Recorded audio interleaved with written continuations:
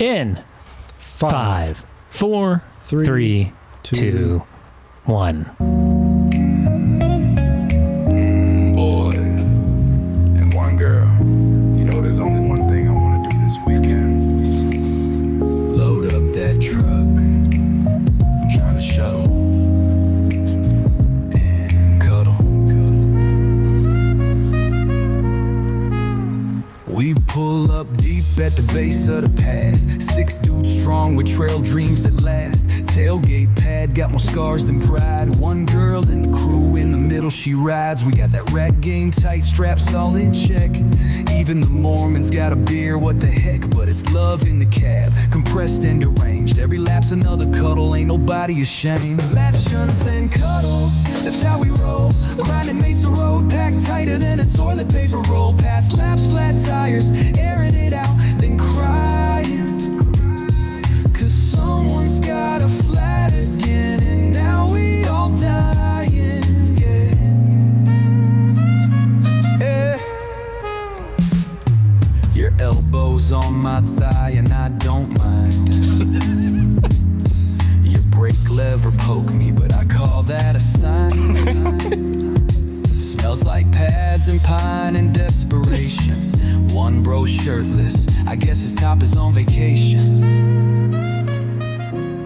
That's my favorite one. That's pretty good. Of all the ones we made, that is by far my favorite It's one. very sensual. Yeah, and that's really what I was going for when I wrote the music for it. I feel like some Kenny G vibes in there, but also like, I don't know, it's kind of like white boy R&B. Yeah, absolutely. Yeah. I mean, I really wanted it more Jodeci, but The brass. Jodeci. Jodeci? Or Saxophone in there. yeah. sounded like a trumpet. Yeah, what was that Who's a guy's name? trumpet? Kenny G. Kenny G. Yeah. Kenny G played the saxophone. Yeah. No, he played. Did he? Yes. Yeah. Kenny G 100% played the saxophone. He's a woodwind guy. I didn't listen to crappy music back then, so I don't know. People that play trumpets, people like me. I have a trumpet. You played a trumpet? Yeah. What? I still have it in my Are you storage still unit. good at it? No, I haven't played in forever. I've been wanting to pull it out though, because I want to get down like a really good Mexican tune, like on Kill Tony. Whenever there's a Mexican on stage and they walk off, that way when anybody of the MFT guys get up on the podium, I can just blare the trumpet like Mexican That tune. would be nice. What would a good Mexican tune sound like? Oh, dude, I had it stuck in my head for like a week straight. La Cucaracha? No, it's kind of like a trance or something that they call it. I can't remember, but it's Can you maybe demonstrate without? Well, I'm trying to think of the beat now, like trying to think of the tune now. Now it's, as soon as you ask me, Can you see what I'm doing here? I'm lip shy. Because I just know you're going to do a good trumpet. I do a pretty good trumpet, but I'm like, see, I can't even think of the tune. I'm searching it if I can get a sample. Can I just? You know, I mean, that was a little more jazzy than Mexican. Yeah, that doesn't sound Mexican at all. That's why. It's going the wrong way. If someone from our friendly South American or Latin American neighbors, many of whom we ride with, were to win. What? Wow, that's really That would good. do it.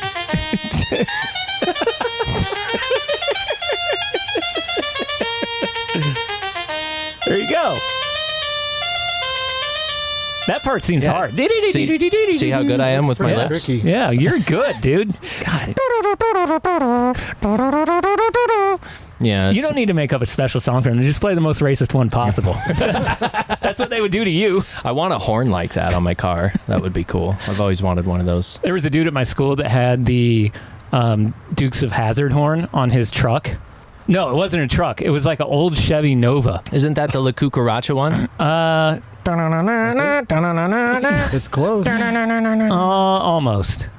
I don't remember Something how that like one that. goes. Why can't we remember horns today? Dude, that's what I'm saying. The song that I was thinking in my head of playing on the trumpet has been in my head all week. And Oh, it now goes it's just Until gone. now.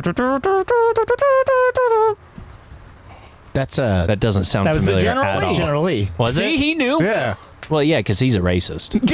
The General Lee is the most racist car there ever was. You're getting him confused. He's Jewish. I'm Jewish. I can't be racist. Yeah, he's in a It's minority a Confederate flag. They're basically like American Jews. They're just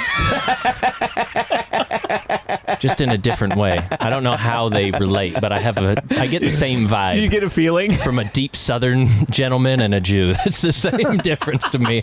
I mean, maybe they hate what they don't, what they hate what they are, because that's probably why they hate us. Yeah, I think so.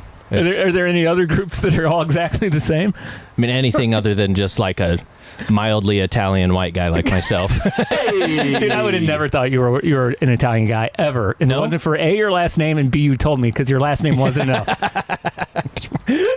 Eric, I explained something to Eric like 5 times today, and then he still came down to the van to grab something to do it the opposite way of how I explained. And I'm like, no, you gotta make a hole in the bottom and you go like this over and it'll be right where you need it to be. He's like, oh, so he had to see my hands to understand me. So I feel like I kind of talk with my hands when it's important. It's very important. So here it's never with your hands. No. That's why I keep my hands in my lap, because I'm nervous of who might hear me talk on here. Well, we actually have a guest tonight. We have 2, in fact, and you can see them if you're in the Zoom room or if you're watching on YouTube. Before we get to all that, though, we always check our phone lines to see if we have any wonderful messages. And we have a phone number that you can call anytime and leave any message that you want. It is 385-626 wait, did I say that wrong? 626, right? Yeah, 626. 6261. 626-6231. Oh, I was so close. You guys even have me confused. All I heard was 6s and 2s. Well, I was 626221621. I was actually prepared this week. I kept it up right here for you. Yeah, 385-626-6231. That's our Oral Connections line, and you can call anytime.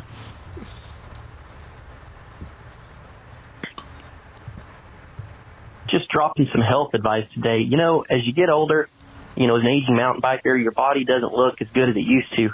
But just remember, key to having a smoking hot body as you get older is cremation. You're very welcome. See y'all next time. I love the pause. It took me about that pause to figure it out. That was a Jimmy joke. It's spreading. It was very good. Oh, my goodness. Well, okay, that's all we got for tonight. I would like to have more of those. Yeah, I'm going to start posting, like, daily. Yeah, we need to, like, spread the word with the telephone number on there, because they can call anytime. Yeah, and leave any... I swear we had more than that, because I kept getting a bunch of weird phone calls. Like to the Google Voice number, which also rings my phone. Nice. Maybe they were expecting you to pick up, and when you didn't, they were upset. That could be it. Maybe they think, really wanted you to pick up. Remo might have jumped ship. Maybe he got cold feet. We haven't heard from him in a while. Title sponsor. Yeah, I wonder if I gotta get a hold of him and see if he can call in. Wonder if we're not good for his sponsors or something. I don't know. Maybe he's busy riding his road bike. He was kind of a big deal. We just Might never have picked rode up with that him. Jensen USA deal. Shimano. Jensen USA gets like a holder for his CO2 and a tube or something. Rob's intro to our guests. Let me intro our team first before I get to that. Over there with headphones that are not his, which is making him really happy because mentally, those are the kind of things that you can deal with, right, Rob? Yeah. He's not upset at all. He's got those shitty task cams on. They're not made of gold. He is fully muttering. He's muttering. You can't hear it, but you can like, or you can hear it, but you can't see it. His teeth are tight. Yeah, I'm a little. On the southeast corner of the trailer, we have Jimmy Sniper. And what's your angrometer at tonight? 7.3. Uh-oh. It's pretty low. Ooh, that's pretty good. He came in a little hot. Like when I saw him walk in, it looked like a 9 or something. Like he walked in and it was just the shoulders dropped a little. Resting face. The RBF. The Italian over there is James Perry. Hello, James. Hola. And my name is Chief. Thank you for listening to the Gnar Couch Podshow. Rob has written up a special intro for our 2 guests today. This is one of my favorite parts of the entire show. Rob, please go ahead. With us tonight are the Mallen twins. Alex and Luke hail from Sandy, Utah, and are currently tearing up the junior men's category both domestically and internationally. We're excited to have them on and hear about what they've been up to. Hey, it's Luke that and was Alex. smooth. They've been on before. Oh, whoops.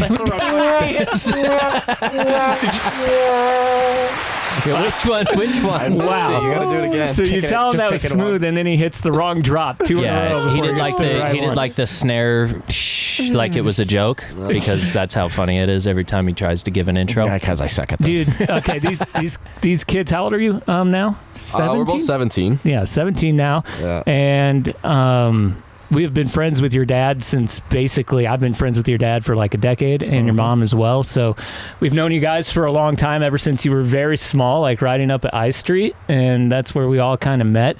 And then you started racing downhill, which, is kind of cool, I guess. Not for me, but good for you guys.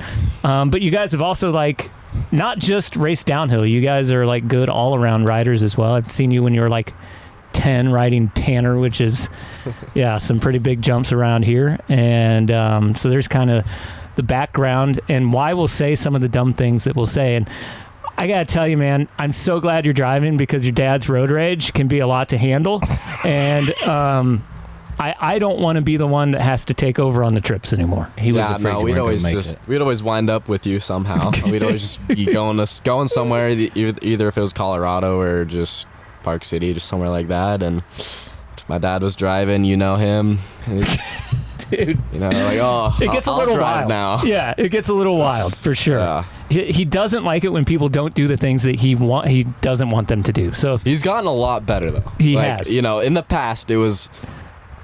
Yeah, but no, he's gotten so much better. So. Yeah, and then so like we did this trip to Colorado with them, and it was, dude, I don't know, it was super fun. It was you, two, me, and your dad, and then I couldn't find your dad the whole weekend. You guys were racing that weekend, I think. So.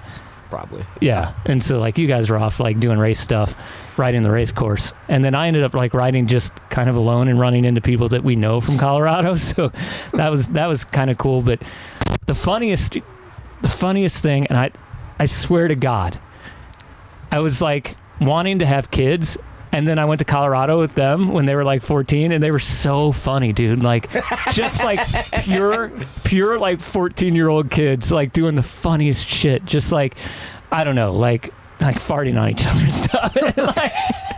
And I was like, dude, I want a boy, like so bad now. And so then Katie and I started trying to have a kid after that.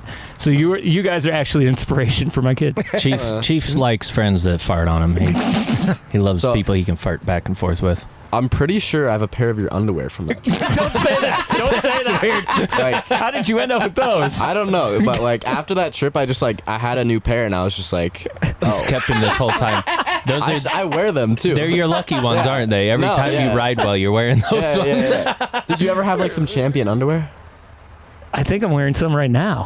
Oh yeah. This just got really weird. It did get really. Hey, as long as you wash it, it's it is free true. grabs, You know what's honestly. weird? Like the people who've been on UCI or in UCI races say the weirdest shit to us because this same kind of thing happened when we had Joey Forrest on. Yeah. I was about to say I've had hand-me-down bibs before. You just wash them. Somebody's bare butt was on those. Washing machines do work. Yeah, they're pretty good. People might think it's weird. But throw them through a couple of times. It's like they were never theirs. Did you just not want them? Is that how he ended up with them? He actually has them right now. And I actually do change them a little bit. I mean, he gets really mad when I accidentally steal his clothes. What I mean by accidentally is like taking them and then trying not to get caught, and then it kind of works out for me. So Dude, I don't mind. Stealing your friend's clothes is one of the best things you can do. Like, yeah, especially in like high school. It's just expanding your closet in a different way. Right. I just would walk into my friend Ben's closet when we were in high school, and he had like all these like $80 shirts that were like, these like Tommy Hilfiger shirts and stuff back then, and I'd just walk out. He's discovering our little wooden Our couch. and what was his name? Doesn't he have a name? Blockley? Blockley. Well, I don't remember the guy. whittled him. Yeah, somebody whittled a Gnar couch and a little man wearing a full face and a little heart on. dude, that would honestly make the show. That's all you need. It's got a red rocket. That's why it was That's red. what it is. Yeah, and a BP. And it's reversible. Do you guys Yes, it actually does. remember the original Gnar couch up at I Street when there was that couch there for a long time? It's just getting infected with bugs and then eventually got taken out. Dude, it had like, what's the bug that has like those big pincers on the back? What's that, earwig? Oh, yeah, earwigs. Dude, there were, like earwigs on that Fuck thing. earwigs. Yeah, you could sit on it for like maybe like a week or two, and then it was just infested with any animal and insect that you could think of. There probably a couple of hobos died on it too. But Dude, it got to that point. I don't want to know what happened on that couch. Yeah, couch up at I Street. That's probably bad. The whole like intro to everything about Gnar Couch, like our bio, is based off how I think that couch actually came about. That's why it's called Gnar Couch. Right? Yeah, Like, yeah. It's from the couch. Did you put it there? See, I didn't put it there. It was just there. It's had been there forever. Did you guys take it away? No, but whoever did sucks. We could go put another. What if it's in a museum now? It's actually in the bathroom. There's no bathtub in here, just a couch. Just today, I got a picture of some Gnar couches in southern Utah. Oh yeah, People love to send us pictures of couches. I feel like that's what you guys should have done. Instead of us sitting on this nice couch, it should have just been the one up on I Street. I know. It's like initiation to be on the podcast. I've thought Sit on about the couch. pulling this one out and just putting a dirty old one in here. We should Swap it out every few weeks. Initiation, you have to. Yeah. I like that this is a nice couch. It is. Hey, what's that supposed to mean, Mr. Fancy Pants? I mean, it's a couch. It's a cat. Look how good a shape it's in. It's got like 90s decor in here, and it's all immaculate. I mean, if we're comparing it to the pictures of the couches I get, it's pretty nice. Yeah, it's super nice. Yeah. It's not what you would expect to sit on when you come to the Gnar Couch trailer. I wonder, did the Gnar couch ever get put on the step up so that we could jump over it or like nose bonk the Gnar couch? Yeah, did it ever get used? Yeah, I mean, people sat on it. I've sat on it. Dude, I'm pretty sure it just sat in the same spot forever. I don't even. You sat on it? Oh yeah, I won't sat on it. I won't sit on outdoor couches. Dude, why is there a couch? Like, what else is it for? They You're just supposed worry. to sit They on it. worry. Like you said, there's stuff in there, and like I feel like he'd sit on there. I don't trust it. All the juices just come out. See, There's See, that's why you don't sit on them when it's raining. evil things Like in never- outside couches. You can sit on dry Gnar couches, don't sit on wet Gnar couches. No. They were wet at one point. Well, you would assume that it rained, but that might not be the case. Exactly. It could be wet for any number It of looks reasons. dry, but it's not once you sit down. That's what powered them to their skill level at this point. Was the Gnar Couch. Yeah, they started on the Gnar couch. They went in and like sat on the Gnar couch, absorbed it, and here they are. I am upset it never got used at I Street. Kickstand and I had like an entire session from just like this half-assed little bridge that used to be there, and we just put it in a bunch of random places and almost died a few times on it. I feel like the couch would have been perfect for that. That's what you use the couch for. We should spread Gnar couches around the valley and riding spots. Now you can't do stuff like that at I Street anymore. Now they have like trail stewards and like a lead steward, and Do they like really? they work real closely with the city to make sure that everything is like Wait, really? nice. Yeah, and they have like huge dig days with like 20 people show up. Wow. Where they Yeah. where they don't touch anything except for the top foot of every jump, and they just like pack the No, lips. they've rebuilt all of Bitch and Camaro.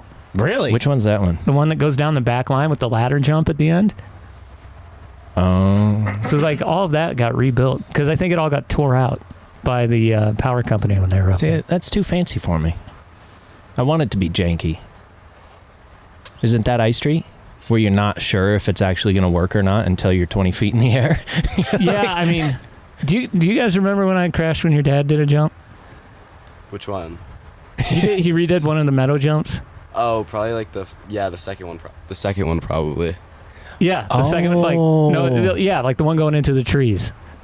And then I shorted that jump by That's like by the almost third a meadow bike jump. length. The one that kind of Yeah. goes a little fader right. Yeah, Oh, that's the third one. and I had to ditch the bike. Yeah, the one just fades right into the trees and then goes down into the ravine. I mean, you haven't been to Ice Street if you haven't done that yet. Yeah.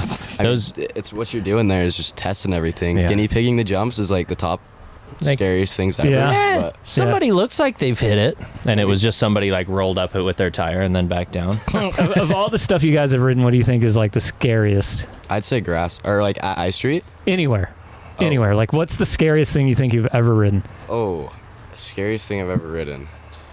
I don't know. It kind of depends on where you're at, and like where you're looking at it. Because if you're thinking like jump wise, like there's some pretty gnarly stuff down in southern Utah, and done some pretty scary stuff down there that definitely got me a little trembling. Yeah.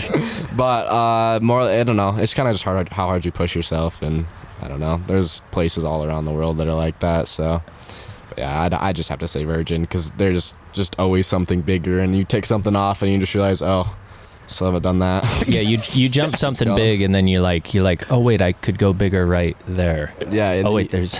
you can go bigger, and then you realize people are flipping it, and you're like, Oh shit. Well, does that mean I what have am to I even- flip it, or do I need to go find something 20 feet longer so I don't have to flip? yeah, it's insane. Like it's limitless there. There's so much you can do, and Non-stop progression out there for sure. yeah, but It's- also nonstop getting injured. That yeah, progression into the ground if you're not careful. Because you guys have had so many like injuries. It's crazy. Yeah, it was pretty bad when we were like, I don't know, there's a stage in like when you're pushing yourself as a kid when you're like 13, 14, and it was just, we call it a shit year. Yeah. Yeah. And it's pretty much you just, no matter what you do, you get injured, you heal up, literally a week later, it just happens again. So, I don't know, some people always have those years and it's just, it happens and who cares. But we've been pretty good about it past few years. We've stayed pretty consistently healthy. So, Yeah. That's do, it. do you, do you think that's because like what Tyson has you guys doing? So like they're on this team called the Outlaw Team, and like, you know, it's fairly regimented, isn't it? Like, yeah, no, it's amazing what he does. And I mean, that's a big thing is coming back from injury, especially if you're like racing or competing, is just wanting to go back to racing and having to fuel the fire. You know? So Yeah. I don't know. It's a lot. It's complicated, but he helps. Without him, I probably wouldn't be where I'm at. So. And like, oh, I just completely forgot what I was gonna say, but I just grabbed the mic from him like I was gonna say It's like, something. actually give that to me. this is like when you grab the shirt. It's like that. It's like the twin telepathy. I'm like thinking of what I could say better, and then I realize he says it, and then I grab the mic and I'm like, okay, he said what I was gonna say.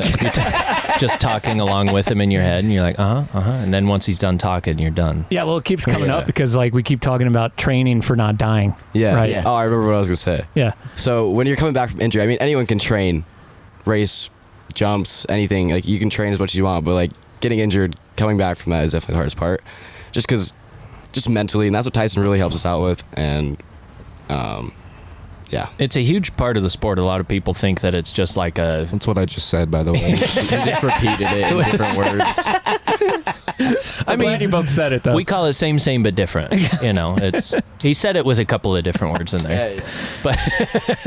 But that's so many people think that like if you're good at riding or racing or jumping or whatever, that you don't hurt yourself. But it's the best people that get hurt the most because they're doing the most riding. Like you look at like Travis Pastrana is a perfect example where he's like one of the best freestyle moto riders of his time, and every single bone in his body's been broken. Why? Because he's tried so many different things. And like you guys said, it's like a matter of getting back at it and not messing with your own head and like not being afraid to get back at it. But and then at the same time too, when you've gotten injured and you get back at it, and if you go back at it too soon, you're just going to injure yourself again.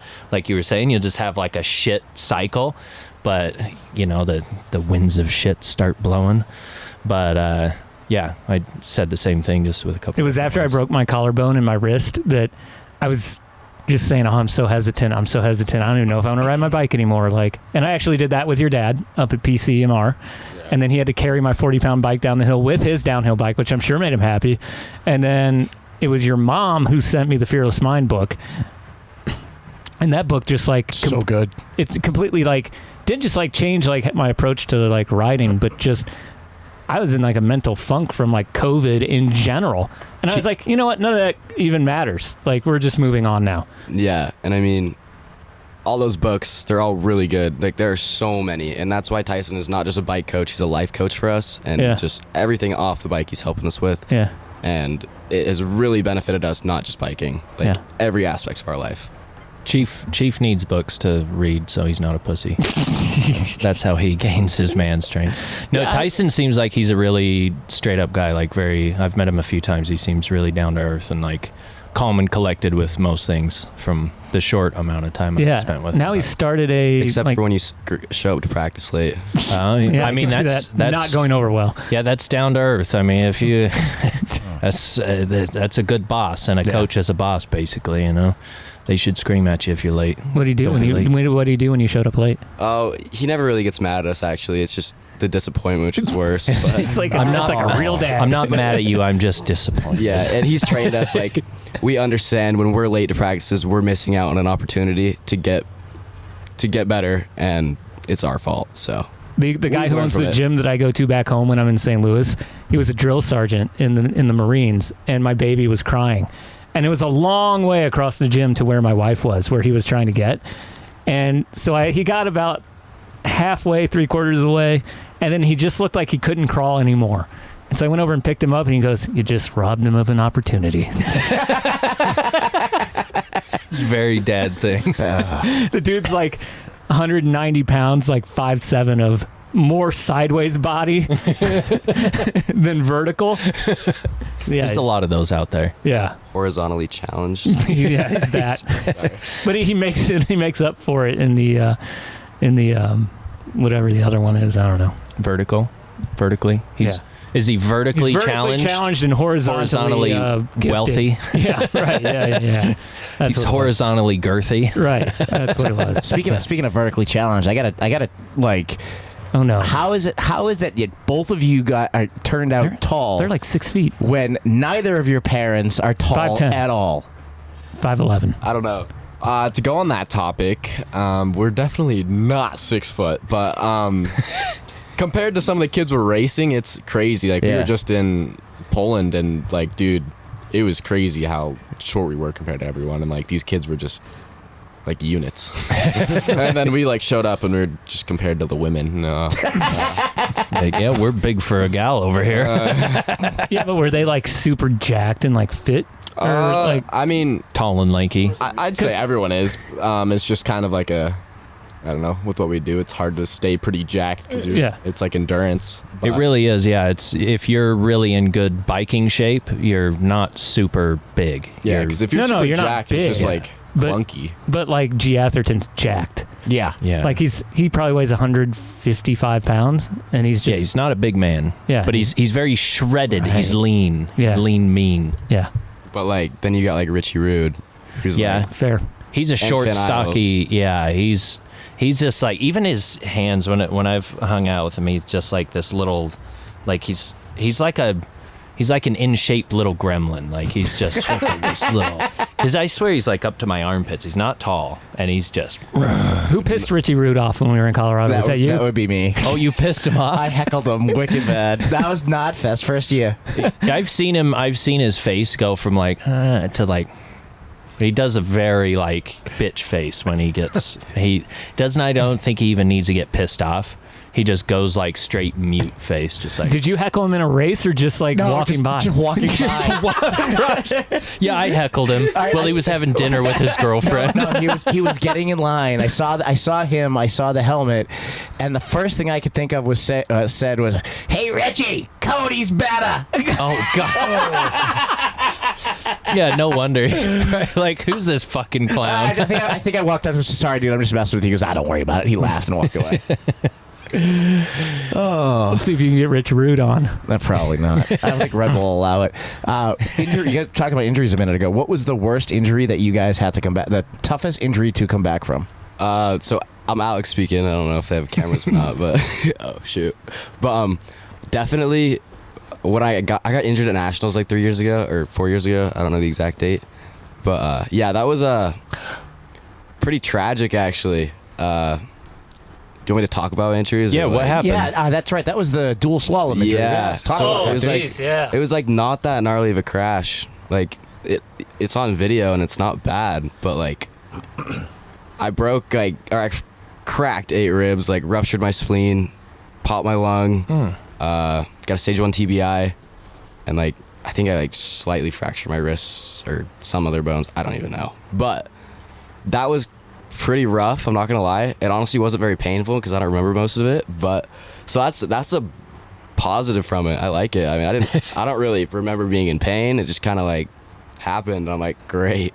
Yeah, I feel like when you slam like that and it's like multiple places or it's spread out, you don't know what to focus your pain on. You're just like, yeah, everything hurts. Like, and that's about the extent of it. How, like, I was going to say, because like cracked and fractured ribs, I've had a rib that's given me issues before where it'll like displace, where it'll pop out of place, and I've heard that that's like fractured and cracked and displaced is almost worse than like just breaking a rib, because they're still making contact and like moving around every time. Yeah. You said you cracked like 8 of them? Yeah, and like I still have issues with my back. Like it was so weird. Like multiple months after, I'd just be like, I could not move one day. Oh, It was like cramping so bad or something. I don't even know. Welcome to your 40s. Yeah. Welcome to You got there 17 early. going on 40 Yeah. going on however But I that mean, goes. what James just said, I mean, it's the exact same thing with like any other bone. Like I remember I've like A-framed my collarbone, like not fully snapped, you know? Like, and like that hurt way more than snapping it. Yeah, it's still like making contact. It won't like sit in place where it needs to be, or I feel like when you fully break it, it's kind of like out of place. Yeah, because when I want- broke mine, it didn't really hurt that much. Yeah. It Yeah. didn't hurt hardly at all, like ever, until they went in and did the surgery. Then it And hurt. surgery is good because it just heals so quick. I have a buddy out in Poland. He got hurt first lap or like first practice with him. He broke his collarbone out in Poland with us, and he got surgery, and he's gonna be good in like a week. So, Oh, serious? yeah, So crazy. Yeah. collarbones like pretty Supercross riders come back after like a week. I mean, it's not recommended. That's wild. but like, I don't think can, they for follow sure. many recommendations No. in Supercross. Yeah. No. Except Tomac stubbed his toe and was out all season. Bullshit. Same. Worst one I had was probably just a knee. It's not really like a crazy injury. The only thing that sucks about it is it just takes so long because it's a ligament, and I mean there's Yeah, you start Thanks. messing with knees. I feel Yeah. like those just bug you for quite it's some like time. a never-ending like Yep. story. Yeah. And I mean we ski in the winter yeah. as well, and that doesn't help. But I mean I kind of chilled out with skiing. I used to kind of compete a little bit. He's still pretty good. I just kind of laid off a little bit Yeah. because of the knee. I've gotten the first time I broke it, I tore my ACL, MCL, meniscus, and I broke bone in my tibial plateau. That one was pretty rough. I was literally like 12 or I think 13. Just a little tweak. It was That kind of messed up. Yeah. But I wasn't like, my growth plate wasn't fully closed, or I don't know how they word it, but it wasn't grown all the way. So I wasn't able to get the full surgery, and which was fine. It worked out. I got surgery. Took about like 9 months to recover. And it just obviously didn't hold. So after all that recovery time and everything, I tore my ACL, MCL, meniscus again, which was not fun. But I was old enough to get the adult surgery, and that's been it so far. It's held. I mean, it's been, I think like 2.5, 3 years. I think it's been 2.5 years. So Have been you going strong. Still, like, it clicks every time I squat and I'm in the gym, but get other like than a that- certain point, it'll click on you? yeah, and that's how I know I go deep enough. 'Cause, Yeah. Like, all right, there's the spot. it's like a clicker. Like I know, it's like, oh, I can go up again now. I have, when I'm pedaling, I know when my seat is just barely too high, because once my leg goes like all the way straight and I'm on my road bike, if I'm pedaling and if like I'm dropping heel too much or my seat post is just barely too high, it'll be like, I think we just bonded. it's very special. You can count your pedals in your head. But have you like focused on building a lot of muscle up around it to try and help? Have you noticed any of that helping out or not? Yeah, so right before I got the surgery, I mean, I was told to just build as much as I could before, just so that I would try to lose as least amount as possible. I don't think it did anything just because it was so long. And How long do you have I'm to sure- stay off of it after surgery? It was like I was in crutches for like 3 months, so that it was sucks. it was a long Sucks. time. And I mean, after that, it's kind of like it was rough. But no, I was in PT for a good 6 months. I mean, honestly, it was probably longer, but that's pretty much where I gained all my muscle. And I'm always trying to gain weight, but I definitely gained a lot, and it's pretty much healthy now, which is good. It's weird. I feel like, because like with my knees, I've had like some knee issues and stuff, and I don't know what happened. I think it's when I took a year and some change hiatus on the bike. Like I kind of rode, but not very much. And I stopped hitting the deck. It was after I stopped like free riding a bunch and just Tommy hawking myself down mountains. And one day I woke up and I was just like, wait, my hip like doesn't hurt when I sit in the car anymore. And like my knee functions all the time. And like, it feels good. And so it's like, I feel like over time, especially if you're like careful with it, and I've gotten good. I have like certain stretches that will actually help that kind of shit. And I like make sure I do them at least 2 to 3 times a week type of thing. And I mean, I feel like ultimately those kind of injuries suck a lot, but if you're careful with them and you focus on, you know, stretching and building muscle, I mean, because I definitely had some injuries that I thought I was going to be feeling the rest of my life, because I felt them for years and I was like in my early 20s, and then now I like can't even remember them. It's weird. I don't know. I find myself complaining a lot about people who won't lift, who want to ride bikes, but then I have to remember, and this like just occurred to me recently, not everyone rides bikes like we do. Yeah, not quite. There's definitely a lot of people that like ride recreationally. And it's like they don't understand that these boys are going out like competing against the best in the world, where you're like actually athletes, not just a hobby. Like there's the hobby horsing, and then there's horse racing. There's a little difference there. And I think it's good no matter what if you're getting some gym time in. 100%. I think as you get older and you creep into your 30s and your 40s, if you want to ride mountain bikes still, I think it becomes more important that you spend more time in the gym than on your bike, because you're not at the end of your skill development, but you're getting there, right? Yeah. Like, how many more tricks can I learn right now with a kid while I'm 46? Infinite. Right. When are you going to do a double backflip now that you can backflip? I don't know, but they can do them. Not anymore. Bike. I used to like do one into the foam pit, and that was it when I was like 13, and then I just gave up after that. I tried. I just realized how hard it was, and like, oh, you want to take that to actual dirt? Hell no. That was me. I was like getting good at backflips and doing them like every time I go to Virgin. I do like 10 a day while I was down there. Just boom, boom. I was like, this is fucking fun. Like, you get used to the floater and like feels good, and you get used to the pop where you can like chill out and you're not like stressing about it. And then I went up to Woodward for a session with somebody, and I was like, I wonder if I could double back, and kickstand was working with me at the time, and so we would like even like we'd get up on extension ladders and we would use it as like rampage training. We're like, don't be a pussy, get up there, like get to the top rung of the ladder. You're only 35 feet in the air. The drop you want to do 60 feet. Like, and so we'd always have that mentality. And I was at Woodward, and we were just like, I was riding with like some younger kids and like people that didn't even like ride much, and I was like, I want to like pull back and see how hard a double flip would be. I'm like, the single flips have gotten so easy and like smooth, and I can really lay them out. And dude, the one time I tried a double flip, I couldn't see straight for like 45 minutes. I landed upside down from like, because I started like over here, like rider's left on the ramp, and like sprinted on my downhill bike and used the fucking wall, like skidded into the wall, boom, and then just started sprinting down the ramp, full bottom out squat, and was just like, ugh, and like stressed myself out so much in the air, and just came down. I was in the bottom of the pit. I remember feeling the bottom of the pit, landing almost at the wall, and I like came down, come around, and I can see the pit, and like just full speared all the way to the bottom, and I still had my visor on, my helmet was strapped, and my head's like getting pulled back. I'm like, oh, and my hands were by my sides, and I was stuck at the bottom of the pit, and I'm very claustrophobic, and I was just like, I'm gonna fucking die down here. This is it. I like reached up just enough to undo my helmet strap, and I got out of the foam pit, and I've had a few injuries to my dome, and I got out and my eye was like crooked, everything was blurry, and I was like kept like trying to blink, and everything stayed blurry, and I was just like, I'm never fucking trying that again. So I know how you feel on that, and I was like, not ever trying it in a foam pit, let alone on the dirt. I'm good. The bottom of the foam pit is one of the worst places in the. If you're upside down, it is so awful down there. I was gonna say that's like my worst fear. Yeah. Is like going upside down in the foam pit and being at the bottom. Because like I'm not crazy claustrophobic, but like when you can't do anything and you're down there, yeah, it's everyone's claustrophobic. Like, yeah. There's nothing you can do. It feels like an alternate universe down there where it's just like it's hell on earth. You go down, everything's muffled, and you're like, does anybody know where I'm at? I'm gonna be here forever.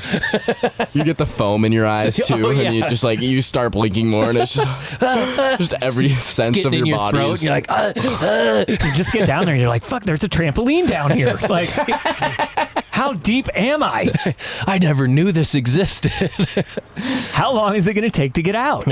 And it takes a long time. You're like, if you're upside down, you're digging for 5-10 minutes straight before you're like comfortable. I got out and I felt like I had survived the Titanic crash or something by the time I got out. I was like, I walk over by the table and everybody's like, dude, that was fucking crazy. You were in the air. Like, I was like, yeah, fuck off. I'm going to sit over here for a minute. Every minute is 10 times worse than the minute before. Yeah, for sure. The time you're on minute 4, you're like 1,000 times the anxiety that you had when you first started. You're like, all right, I can get out of here. Fuck, I'm not getting out of here. When am I going to get out of here? Have you guys ever done front flips? Are we talking like to my face or? Yeah, attempted, I should say. I've attempted them. I mean, we're talking about skiing. I used to love doing front flips on skis, but now on bikes, I think I attempted them and I just couldn't figure it out. I mean, I was landing on my back, but I never really got like straight up. I wasn't really a freestyle guy. Yeah, and that's what kind of got me into racing. Well, and I was never like big freestyle, but there's like certain things, like especially when I was riding with Kickstand a lot when he was trying to do Rampage stuff, and so you end up kind of doing all that. And I wasn't doing a lot of I tried to do a few Supermans, and those are fucking impossible to bring back and like rip your stomach in half. But the front flips, that's why I asked, because that's one I still want to like check that off as a front flip to dirt, because every time I've done one, I've landed on my wheels. I like hit the airbag, like landed on the airbag and rode out every time I hit it. And I was like, well, just go do it to dirt. But I've never pulled my nuts out of my purse and done it. So I was curious if you guys had, but I don't know. Yeah, that's not one that I want to try. No? No. It's just so satisfying when you're on a bike and you just buzzing your head on the front wheel and you come around and you open your eyes and like you can see the ground. The front flip is like, it's cool to like us, right? Everyone in the trailer, we know what the front flip is. But if you just do a backflip in front of people who don't know, it's the same fucking thing. Like, they don't know the difference. So you can just do a backflip. It's way easier. And like all the kids are like, "Go and take a picture." Yeah. Yeah, I feel like people think backflips are more impressive. But who was it that did the front flip on that huge ass drop at Rampage? BNV? No. Steenberg. Yeah, Steenberg. That was fucking gnarly. Like, that's one of the most insane fucking things. Which one of you did the roller coaster? Did you both do it? We both did it. Yeah. Nice. But Tom got second at that Rampage, right? Yeah. I was so mad he didn't win. Should have won. That was a gnarly fucking front flip. Mad he didn't win. I mean, his whole run was buttery, and yeah. I mean, cheers to Brandon won, right? Or I think so, right? Because that was like his third one he won. Yeah, because he did a tail whip. I mean, he had a good run. Like, he deserves it, but I don't know. I feel like Tom. Oh, he wins enough rally races. Exactly. He needs to just fucking give up the bike. Yeah. He wins everything. Yeah, Tom definitely should have got that. Yeah. Tom's gnarly, and he's super nice. Well, and that was him coming back, like we were talking about coming back from injuries, because he hit the deck so hard when he cased that gap. And then like flew down and hit the deck so hard. Like, that's a nightmare scenario right That was there. a broken femur for him, wasn't it? Yeah. And to come back from that in what, like a year? Mm-hmm. And come back and do that at Rampage, that was impressive. That's why I tell everyone to read these books. Like, whatever books they recommend today, read those books. And then you just get back on your bike. And then you're just better. It's the weirdest thing. You sit there when you're hurt and you're like, do I ever want to do this again? Like, do you guys have a number one book that I would read to keep me from being a puss? In I don't work know life too many, and like, everywhere. off the top of my head, but like the one they said, Fearless Mind, and then Ego's the Enemy, and those are like the only two I could name off the top of my head because it's the ones I've read. That's better than me. I've never finished a book in my entire life, so that's already got me there. I tried to read Harry Potter once when I was a kid. That's why you never finished a book. Yeah, I was like, these all suck. Those are long, dude. They're like 700 pages. They're not short. Like, I tried to read the scriptures once, and every book I've tried to read is like super long, and I get it through. And I'm very, I don't know what you call it, but I'll read something, and I like read quickly, but then I don't pay enough attention. I'm like, I gotta go I back do that and read. exact same thing. Like, read the same sentence 5 times. Put it in there and just ask for a summary. Oh, really? Oh, yeah. Because then it's the exact same thing. It's just you don't get the details. Who needs the details? These kids are smart already. Awesome. They know what's up. I did hear that ChatGPT knows about Gnar Couch. Yeah. It does. So it's a little scary. It's weird. If you guys, now that you've been on here, ChatGPT is going to take your voices, like Chief said earlier, take your likeness, commit crimes in your name. It's you guys are fucked. Once your It's voices over. are on the internet. So like every week when I do our like our intro, like the little thing that you see on YouTube or whatever that talks about the show. Like, I don't tell ChatGPT anything about us. And those are amazing. When I go in and read those on Spotify. But it knows that we're the 4 people on the show now. And it kind of knows, like, how each of us respond to things. Well, it'll say, like, a specific thing about Rob, but know the context in which Rob would make his decisions or say the things he said. That's nuts. weird. It's gonna start saying that you're talking about ChatGPT. Yeah, it knows. We know. Yeah. It's sensing us talking. I'm just waiting for the day when my phone is like, bing. And it's like, hello. Hello, Chief. How you doing, Jack? How's it going? No, it's just going to call you Chief. We have a comment in the Zoom room. Gnar Couch brings the racer kids on, quizzes them on the tricks they can do. Well, we're just That's when they were younger and ripping shit up. Yeah, we'll get to the racing. Speaking of racing, you guys both placed really well. Top 20. That was a good segue. Yeah, so we were out in Poland, obviously our first World Cup, finally old enough. I mean, we were so excited. I mean, we've been training literally our whole lives for it. I mean, obviously not, like, it. We were just so excited to be there. And with our coach Tyson, who's trained us literally since we were 7. I mean, we've been on Outlaw for 9 years now. Dang, and it's been that long? Yeah, and I mean, it's a huge team now. That's cool. Do a lot here. They dig a lot of ice street, actually. Some of the kids are crazy, like. I've seen some of the stuff where, just like, for the kids these days are real hard to keep up with. Yeah, it'll be days that like we'll be coaching at I Street, and then it's just like, why are we coaching? Like, you're like, this kid just you like flips the step up. Like, should I even be here? Like, that's called just a child being fearless, like you guys used to be. Yeah, I know. Seriously. You're still there. But back to Poland, we were. So for World Cup, it's a little different than any other race. So they got qualifying. Mm-hmm. So it was top 25 every year, and they changed it to top 20 this year. Oh. So, and I mean, and they made it a lot harder to get into World Cups. It's you actually have to qualify for them now. Oh, gotcha. It's not just you can join whenever you want. So it's either you get golden tickets, which we got some from Costa Rica. Oh, nice. And then it's Continental Series. So Costa Rica, like you went and did a race there? Yeah. And then you go and like, do you get points or? Yeah, so you can get UCI points, and then if you get top 5, you get a golden ticket to World Cup. Oh, nice. The only way to get in the World Cup is using a golden ticket, getting a federation spot, which is what we did for Poland. Is the USA chose us to represent for them. Okay. And it's only 4 junior riders that get to do that. That's cool. Or you get to be on a factory team, which we are not yet. Yeah. But, keyword yet. but in Poland, qualified, I actually got 20th.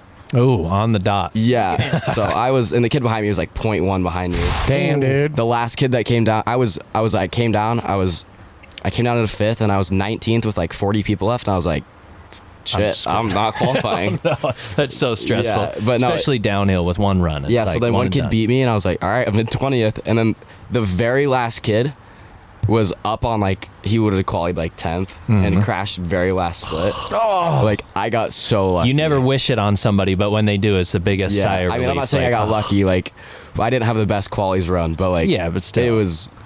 Was it I a was slot very fest happy. on qualies? Yeah. Yeah. Like, it was gnarly.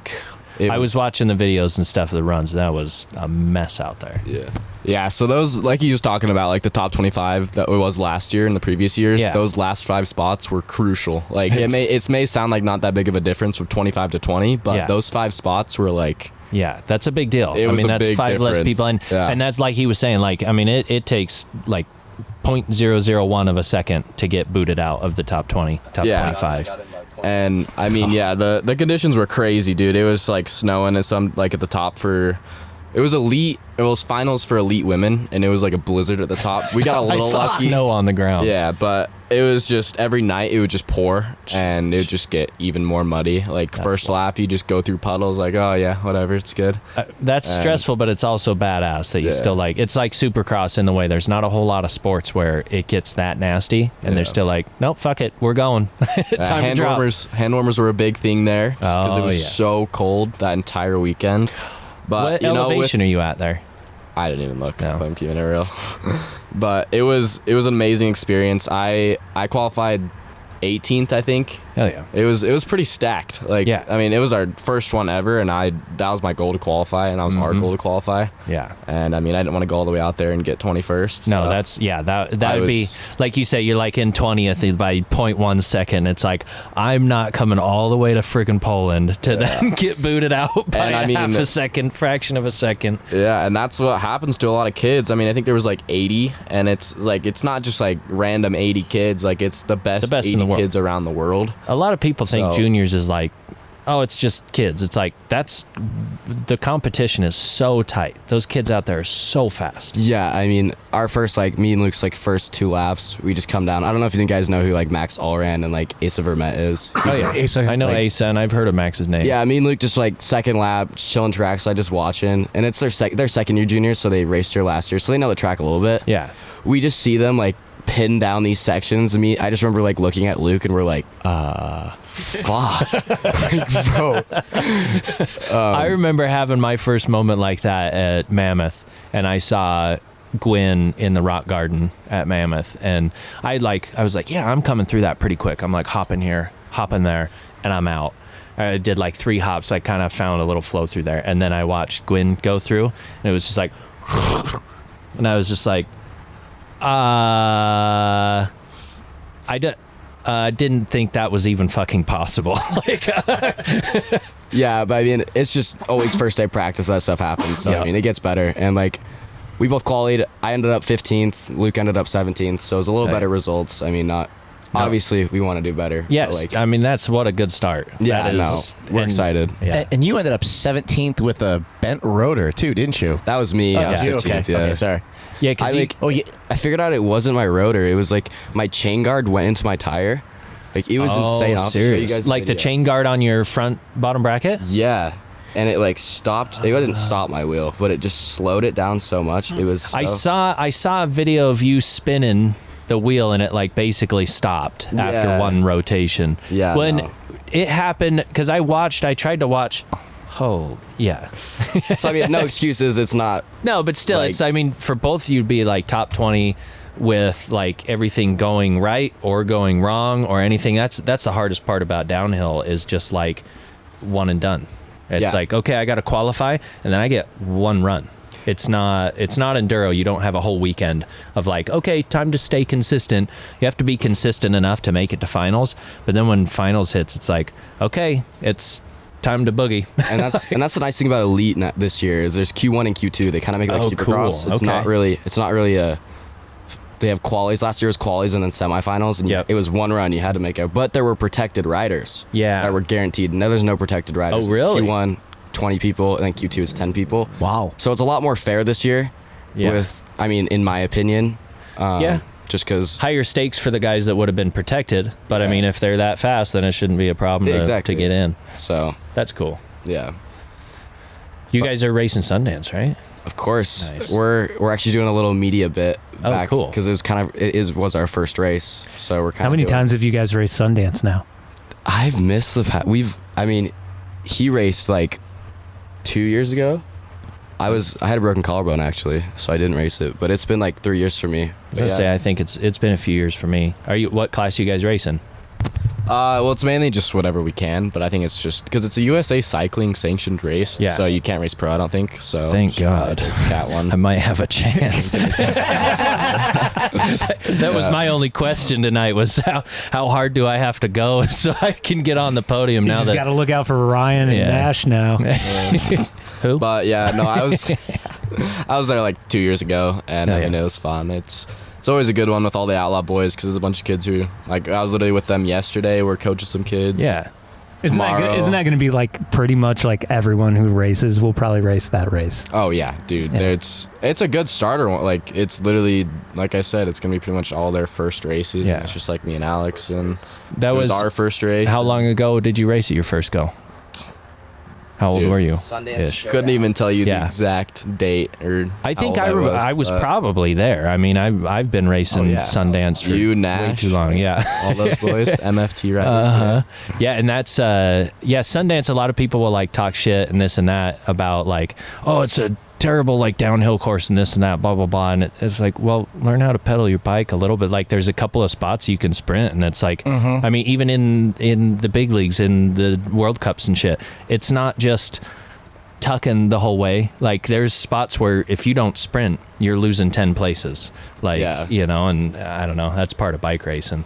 Yeah, but it's crazy because, like, you, Nash, Joey, we looked up to you guys. Like, when we were that little, like, you guys winning all that stuff, even though it was just, like, Utah sanctioned, like, you guys were the people we looked up to and kind of helped us start this, which is crazy to think about. Yeah, I mean, it's crazy for me to think about that because you guys are insanely fast now. I had Jackson Riddle tell me that once before, too. He's like, yeah, I used to look up to you guys when you were out here sending it. And I was like, well, you can stop now.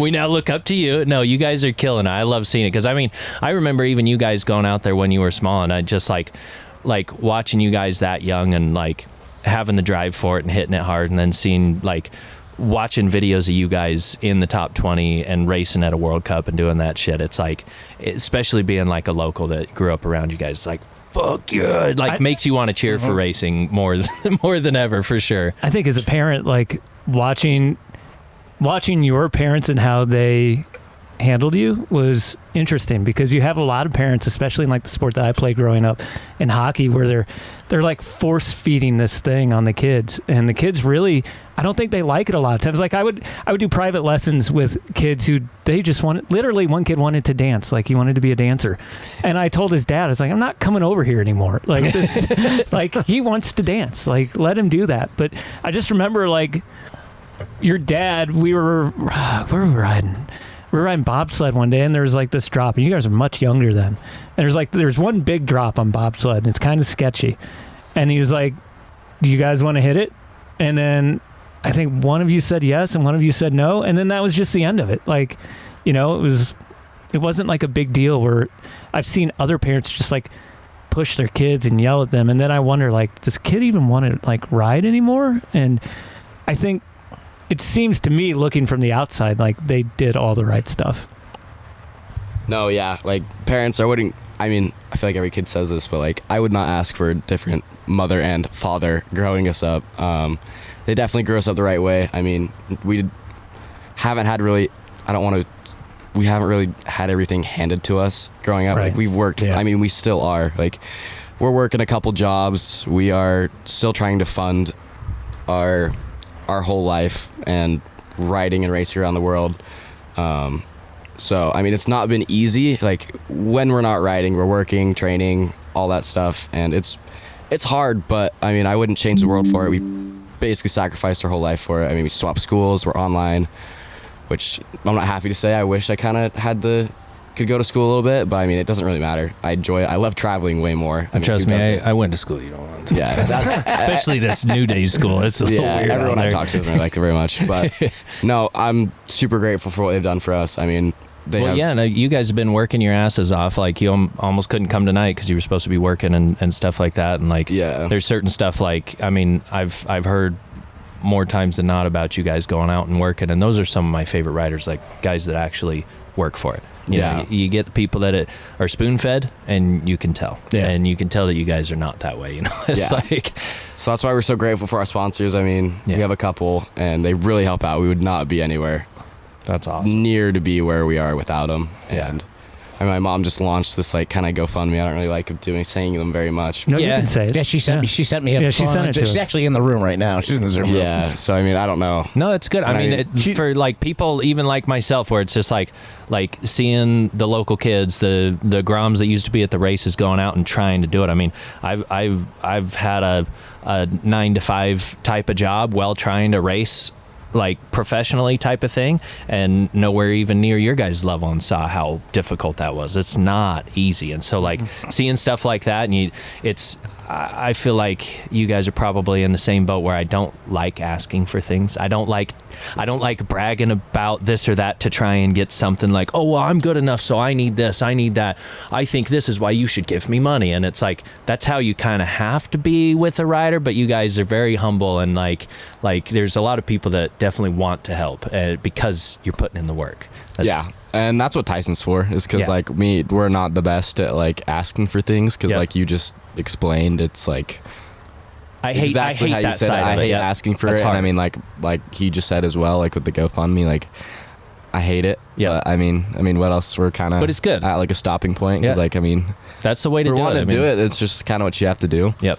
And I mean, it's a little hard because I mean, being a USA rider, there's Asa, and Yeah. he's obviously Oh, for sure. he's a Red Bull boy. He's fast, dude, and love him. He's the nicest kid ever. And Yeah. just outshines us a little bit, Yeah. and he's kind of the star of USA right now. So Takes some I time. mean, yeah, like Alex said, it's grateful for everything we have, and I mean, we're just keeping the dream alive. So I think a lot of the people who listen to our show like will recognize though that they're basically like you and your parents, and like we're all kind of like the same people, you know, like we all work hard for the things that we have, and like I would be surprised if we put the like GoFundMe out there if people don't give you more money than they give our podcast that they all listen to every week. So, For the record, it's Make a Champ. We'll post the link, and it's be a part of helping us get to the UCI World Series and World Champs. Yeah. I would have never played hockey if someone wouldn't have sponsored me. Like it would have never happened, and then I got to play through college, which was really, really fun. So, I mean, there's nothing wrong with outside help, especially like the level that you're doing it, and the level of any hockey or like lacrosse or any like you get to any kind of elite level anything. It's expensive. Like all of it is. Well, and it's not handouts. These companies have a budget for that stuff. You are literally a marketing tool, you know, and that's like you said, that's probably what Tyson helps with, is kind of that mindset of like, hey, let me offer you something. You know, it's like, sure, I'm putting your name on me, but when I talk with people, I'm a personable kind of guy and like represent the brand well, and like that goes a long way. I mean, it's our business. We don't even just doing electrical crap. Our business doesn't put out marketing things. It's all word of mouth, and that's kind of like what writers are. Writers are kind of like just a piece of word of mouth, you know, and like people are like, oh, I like that guy, I'm gonna try using what he uses, and it's a, you know, multi-million-dollar company. They can afford to do sponsorships and shit like that, and it's definitely a business. I think downhill's gotten more exposure too within the past like 5 years or so, with like hardline becoming a thing and people seeing like a big downhill event that they can understand, as opposed to you kind of watch like, you know, whatever's happening in Europe and those kind of tours and stuff. And if you're just like a normal person, there's a lot going on. Like you may not totally get what's happening. Whereas you have something like hardline where it's big and very visually appealing, and you have like these top name people and like just massive sponsors attached to that. And I think that's been helpful. I was thinking about it the other day. I think we went through a cycle where like when I bought my downhill bike in 2017, nobody wanted one. Yeah. But I think we're back to where people kind of want them again because they're seeing some of that stuff, but I could be wrong. So it's working. We've got a donation in the chat. Oh, $6.9. Hey, nice. But he also says doesn't mean anything if you don't go to the Capitol. Yeah, Gotta go you to guys have to go to Bentonville to get the money. Yeah, once you fully sell out and become full influencer, you'll be doing rides and, you know, videos out in Bentonville. That's how it works. Oh, yeah. So I hope you like it. Have you been to Bentonville? I have not been to Bentonville. I just remember it being on the USA jerseys last year because it's mountain bike capital of the world, I think. Right? Yeah, that was. We were talking. I can't remember who I was. We were up at Sundance riding on Monday, and we were on the lift with this kid, and he's like, "Yeah, they had Bentonville on the USA jerseys. Like, what the hell's that all about?" Like, and we were kind of going back and forth. But I mean, I hear it's actually like to go and just like stay there for a weekend or whatever, and all you do is ride your bike. I hear it's pretty cool. Yeah, it was the Bentonville Bike Fest was like last weekend, I think. Yeah. I mean, I have a few friends that live in Arkansas. It's in Arkansas, right? Yeah. I just want to make sure I'm not. Is that all those states, these guys know, all those states to me, like beyond Colorado, it's all just one big state. I thought Georgia was like East Coast. Yeah. It's like 2 states over. You're like, it's actually pretty close. I would have guessed it was much closer to the coast than here. Yeah, we drove earlier in the season. We drove to Tennessee for the Red Bull Tennessee National. Oh yeah. Like driving through Nebraska, top 10 worst things ever. I've only heard how bad. And it was like windy as hell. Just how long was the drive to Tennessee? we did it nonstop. It was like probably 26 hours probably nonstop. 30. Oh yeah, like probably like 30. It was like a day and a half. And you guys just kept trucking along. Yeah, no, because we had like 6 people with us, so we'd like cycle. It was really scary. We only had like one almost death experience. One of our friends was like, I don't know why we let him drive at like 3 a.m. because he's like the worst driver. One of those people something's gonna go wrong. Yeah, so I was co-piloting him at like 3 a.m. and I like look over and he's like veering off into the semi. He like honks. Everyone else is asleep, and I look at him and we just start laughing. So I was like, dude. It's like, I know you almost killed us right there. Whoever's driving at 3 a.m. is going to suck at it. Yeah. It doesn't matter who it is. 3 a.m. is my sweet spot. Me between like midnight and 2, though, that's my danger zone. She's starting to wake up a little. Oh, yeah. Once I hit 3, I'm wide awake again. But like 1:30, 2 o'clock, it's like I hit an exit, get out, do some jumping jacks, get back in my car, then make it another exit, and I'm like, oh, shit. All right, one more set of jumping jacks. I remember being like 18, 19, 20, and we drive from Illinois out to Colorado to snowboard. And it didn't bug me at all to drive all night. Like, no problem with it. I wouldn't even, like, drive there now. Like, I would fly. Yeah, no thanks. Like, I get mad when I have to drive from here to there, and it's only like 7 hours to get to, like Trestle and Frisco. Yeah, that's not that far. That's actually really close. Actually, I like that drive a lot. It's a good drive. As long as their dad's not driving. It's okay. He says he'd ride in Perry's car at 3 a.m. He wants you to take the van. Oh, I got extra seats in the back. I got some camping chairs we just set up in the back of the van. I'm with you, dude. Like between 12 and 2, I'm junk. That's my But worst part. That happened to me driving home from TDS this year. That was a mess. Yeah.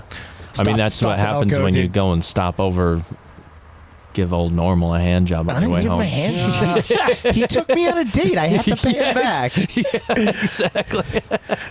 So I got to bring up something fun that your mom texted me. You guys had a visitor in your room in Costa Rica. You want to tell me about that?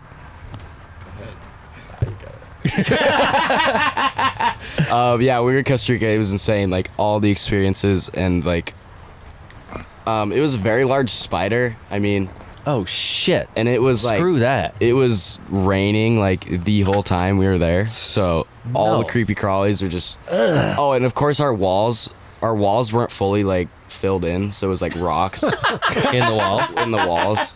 So like, I mean, I've never like sweat while sleeping before, but like we were all sleeping on couches. Like, Just dying. Yeah, everyone thinks Costa Rica is like a, I don't know, beach vibe. I thought it was too, but we were kind of in the In the city thick of it? and yeah, it was definitely not what I was expecting. And Oh, man. like Alex said, it wasn't like drywall walls that I'm used to. It was just like I felt like we were in a castle. It was just rocks put together with some like, I don't even know. No AC, nothing, just Dude, no. Swampy. I couldn't figure out how to turn the shower on for like 2 days. It was just cold showers for first 2, and it was like, oh, you know you can heat this up? Oh, what? Oh, wait. Go start the fire in the back. It'll warm and right up. and it was heated with like electrical wire. Oh, like, my right God. at the top. It was so gnarly. It was like Get electrical electrocuted. wire above the top, and that's how you like heat it. They're like, just don't let It the was- 2 wires touch. Just the 1 wire in the water. It was a little scary, but I mean, I was not trying to be cold because the cold water there is cold. Cold. I mean, we were there in February, so I mean, it was still like hot there, but Yeah.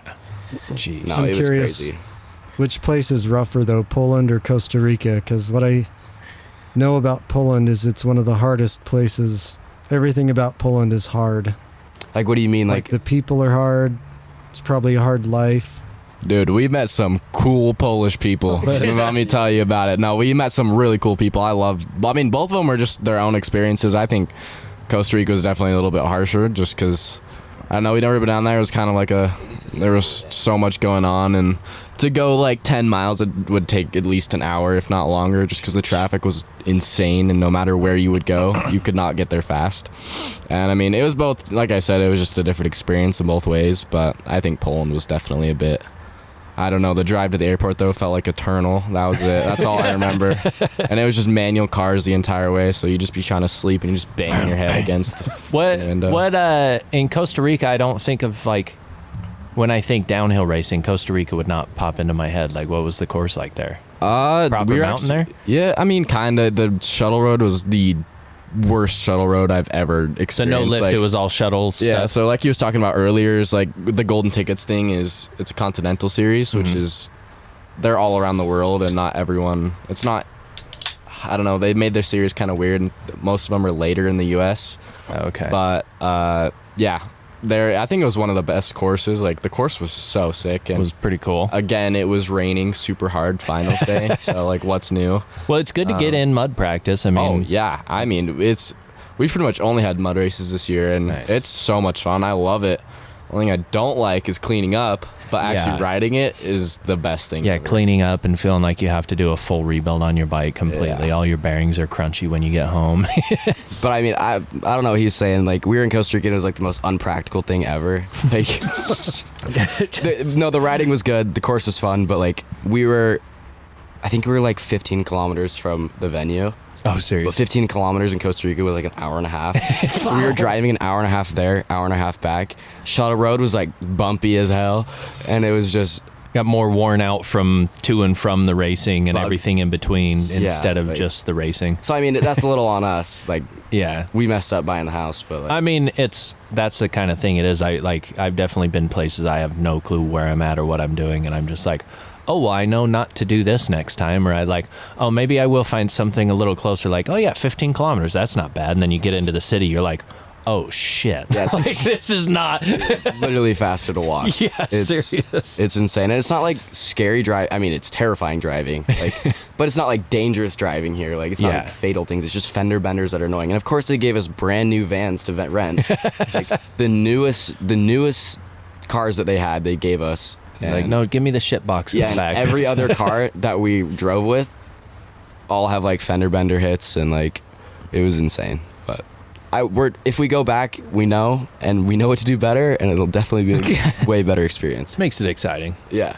You got to have some of those experiences. I mean, new country, you're gonna figure that out. Like, yeah. traveling. I mean, we've been to a lot of cool places. Definitely want to go to like one place I'm really missing is New Zealand.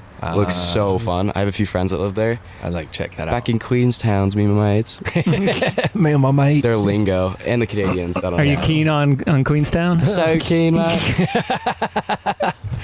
Yeah, what you reckon? But we're headed to Italy in about, I think it's like 2.5 weeks now. Hell but yeah. we have a good training block before that, and I think there's a couple other places. They're all just kind of blended together. I couldn't tell you the difference between all of them, but they all kind of sound the same. But we're in some place for 9 days. What was it called?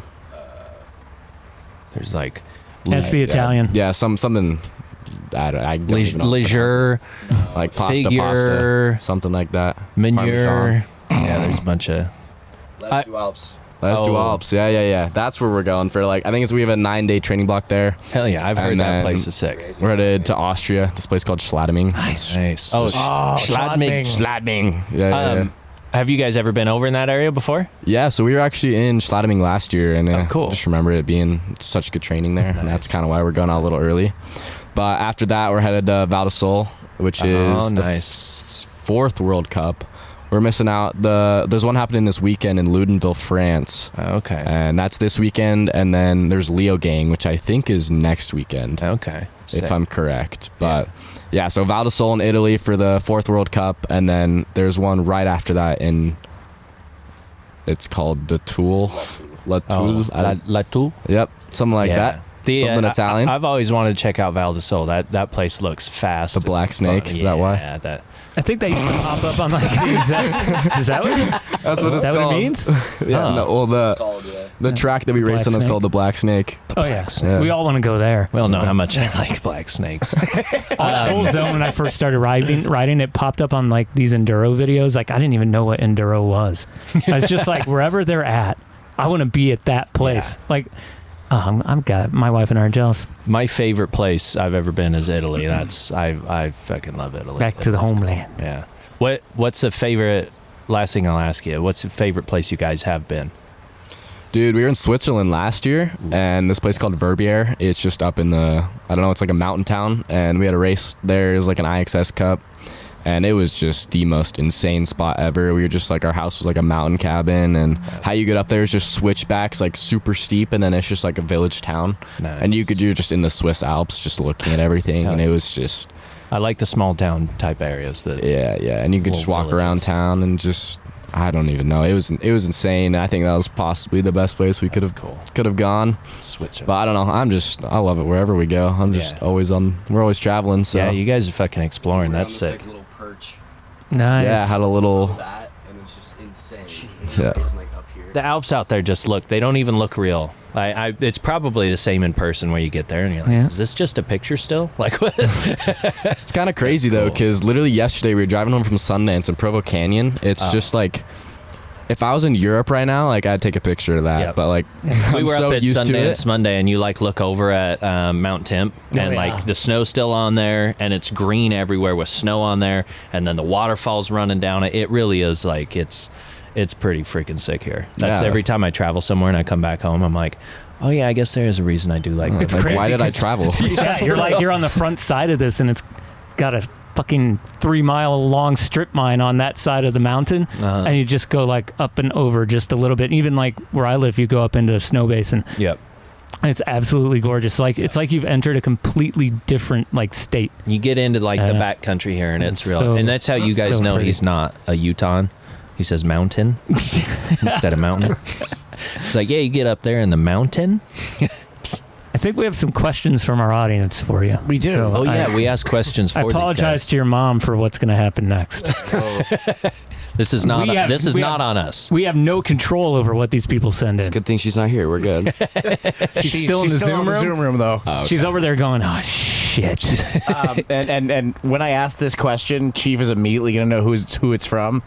For either of you, if your brother was riding a half-power e-bike, would he? I know who it's from. Sorry.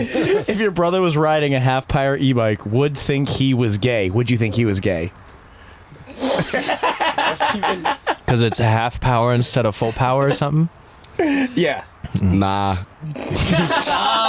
Thank you. For real riders, like the less E, the more impressive you are, right? I mean, I really like e-bikes. I think they're really fun. beneficial, especially for training in Utah. I mean, I'm not a big pedaler. Well, especially for downhill stuff. Yeah, our coach, You don't he get loves laps. when we pedal, but like we have amazing tempos, commensals, and they're really good to pedal, but like e-bikes, you can literally just go anywhere. Yeah. It's insane. Yes. And people hate them, but I freaking love them. Well, the joke's on me because he always gives me shit. He always gives me shit for owning a half-power e-bike because I have a relay. We have a two-parter here. Sponge's mom is a yes. Well, we'll just go to that one now. Sponge's mom, let me yes or read no? someone. Sponge's mom, yes or no? Oh, yeah. That was a quick answer. All She's right, popular. Here's your two-parter. This one comes from a coach that, from what he's told me, you guys have harassed the shit out of him.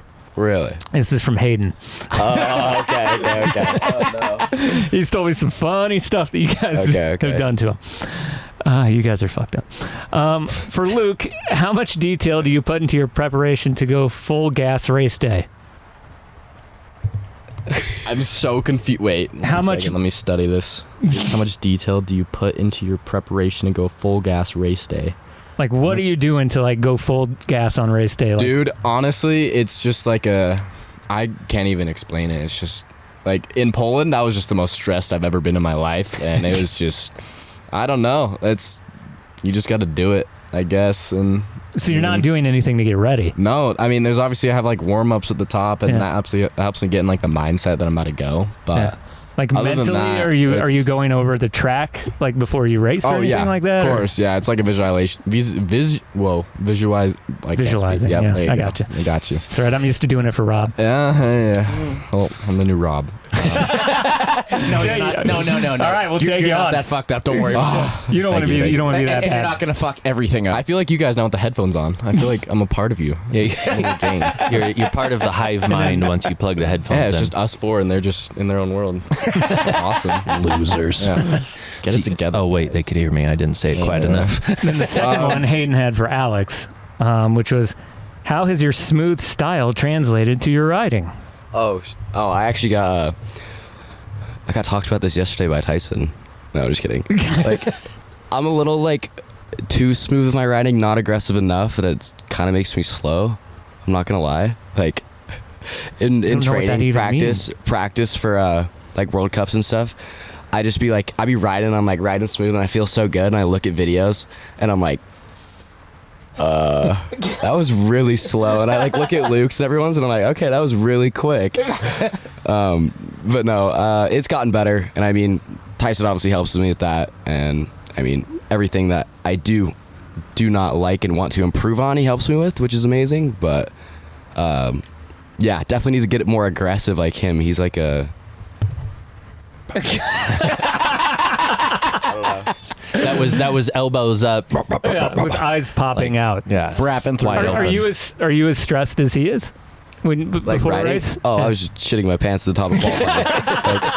I've never been more scared. Like qualifying for World Cup, way scarier than finals. Like, because like finals, you're already in. I mean, I literally qualified 20th. I couldn't have done worse. Like that was my mindset. It sounds like a bad mindset. But no, like, but at that point, it's like, okay, the hard part's done. Now it's time to like have fun and just do as good as I can. Oh, and my mindset was like, I literally can't do worse. I'm going to try my best. Yeah, exactly. No, I like that. It was really good. I enjoyed it. That's cool. But no, qualifying, I was really scared because I mean, I try not to think about it, but it's like, I spent so much money to get out here. If I don't qualify, I'm gonna be really pissed. That's a really hard part not to think. That is hard not to think of. And it's like, but to do it at 17 to think like that, that's going to set you apart from so many people. Like, yeah, and I mean that's why our goal is to be factory. I mean, it just takes a lot of pressure off, but like getting to that point, is a lot harder than it seems. Yeah, but I mean, it takes that financial pressure off. But like the best athletes in the world, they're never good enough. Like Connor McDavid in hockey, he want to be the best player in the NHL. Yeah, he wants to be the best player that there ever was. Yeah, and like will he do that? Who knows? But that's his mindset. It's just crazy.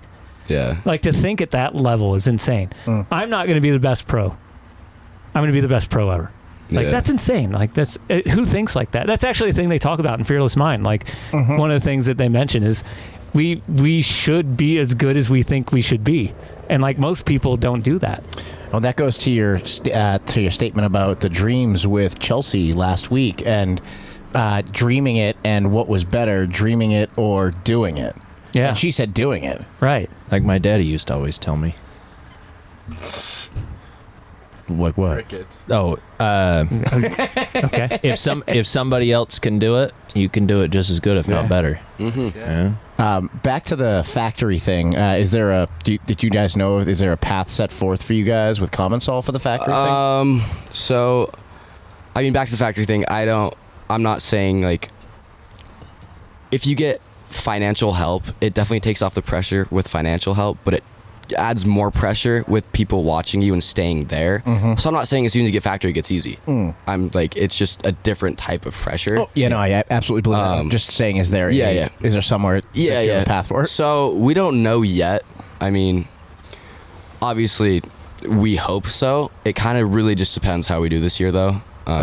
There's no really path set yet. But I mean, Tyson's in the work. We got an agent, an amazing agent named Jim. He helps us out with a lot of our other sponsors and financial aid. And they kind of help us work it out. And hopefully by the end of this year, we'll be good. That's the hardest part, I think, with like a professional sport. You know, you go to work and clock in and do what you're supposed to do, you'll move up. If you like try hard, you'll move up. But in a professional sport, it's like, all right, I've got to perform. I've got to show why I need to be there. I've got to, like, it's the upper echelon of stuff. It definitely is. It's a little bit different. It's a lot more rewarding, but it's definitely like, all right, I've got to perform. I've got to be my best to prove why. And that's, I mean, I don't know. I feel like you guys got the right mindset for it. And a lot of people, I think right now, like that, you don't ever turn it off. Like, it never turns off because if it's not like a practice day or a race day, it's a lifting day or something along those lines. And I think for some people, I've talked to people who have been like in the influencer world and like they hate it. Like they hate doing it because they don't want all the pressure of having to go to Bentonville and then, go to like, Highland and all these places. They don't want to do that, especially for like what little they're getting paid. Yeah. And then it's just like constant rollout of media. And you're right, like sometimes it's just so much easier to just go to work. A lot easier, but that's lame. But not as cool. No. not as cool Trust me. at all. This one isn't even a question. This is more of a tip, and I just want you guys to know. This is from Dinosaurus Rex. Dino. He says, while larger jumps keep you airborne longer, smaller jumps are actually safer. And he just wants you to know that. If you guys didn't know. If you didn't know that, there's some info for you. Oh, on that note, what's the smallest drop that you've ever done from Bentonville Lunar? Smallest? Yeah, smallest. Probably the one on bobsled, huh? But dude, but I don't even know how to answer that. Just whatever. It's I don't know. When I was younger, I guess there's some Just name some a big curbage drop. in the neighborhood. Hit some good curbs, little like the little dips that like. I guess a curb's a good small drop. Yeah, like when you're first learning, it's yeah. like, oh, I did a curb, bro. Yeah. Did you see that, Mom? Get me on the trails now. My wife crashed just trying to go up a curb once on a That'll mountain happen. bike. People think that it's just like, oh, cool, full suspension, and then they just run into the curb. And then it's like way worse. They're like, you made that look so smooth. I can do that. Boom, and they just run into the curb. It's like, no, the bike doesn't do all of it. You gotta lift up I a can't little wait bit. to see like what you two are capable of as we move forward. Like, it's been fun to watch, from the sidelines, and like just know like how good of kids you are, and like know your parents, and I don't know, see it from 10 years ago when I first started like hanging out with your dad. And what do you think? Where do you think you're going? Like, what's the goal? What's the end game here? Well, our ultimate goal is to, like we were just talking about, a factory team. It's that's how you do it, like 24/7. That's what everyone's goal, and everyone wants to do it. So I'd say that's my main goal, and just to be racing for a living. I mean, riding my bike for a living, because I mean, there's times I'll like clock into my job and I'll see some kid like post an edit in Europe, and I'm just like, damn. Work's work. Yeah. Might as well be something you love to do. Yeah, no, for sure. So I mean, it's all about just that grind to get there. Yeah. And it's gonna happen. And what are you guys doing for work right now? We both work at a catering company right now. Oh, nice. Catering company called Lux, and it's really fun. We kind of just dress up, serve people food. I mean, there's every once in a while there's some rich bitches kind of bossing us around, but like other than that, like busting, I'm like sitting next to a trash can and they're like hand me their trash. I'm like, bro, That's it. That's just, no matter how you do work, that's how it always, there's always some rich bitch trying to tell you what to do. We have a lot of different kind of things we do, but yeah, like you said, our catering is kind of the main one that is we get our payroll from, but just a lot of other stuff. Like we aerate in the spring and fall. We have our own aerator. Oh yeah, So I heard about that. that's a good one. It's a good like little hustle, because it's, if you know about aeration, Yep. it gets little like plugs in it has you get little plugs in your lawn and gets oxygen to the grass, and it's good. It's literally like 3 or 4 weeks in spring that it can do it. So like I said, it's just a grind. Just go hard. I missed the window with you guys last year. I was going to have you do it, but I was out of town. Hey, Slick Honey So Cougar wants to know if you can get him a rich bitch. Yeah, I don't like working for him, but Salt Lake City, you'll find them all, and they just walk in the streets. Just cat call some, it'll work. I was up at Woodward That's what I today. need to work Whoa, on. they're up there. They wear Whoa. leather pants when it's 90 degrees. oh yeah, they're always fitted up in the ski fits, like the full fur, full fur, and like just the Draper moms. And yeah, living up in Heber, you get like the full spectrum. You get just full redneck rolling up with a rusted out SUV, and just they hop out and you're like, whoa. We had a saying when we lived in Heber, and it's, I got a lifted truck, because every truck is lifted in Heber.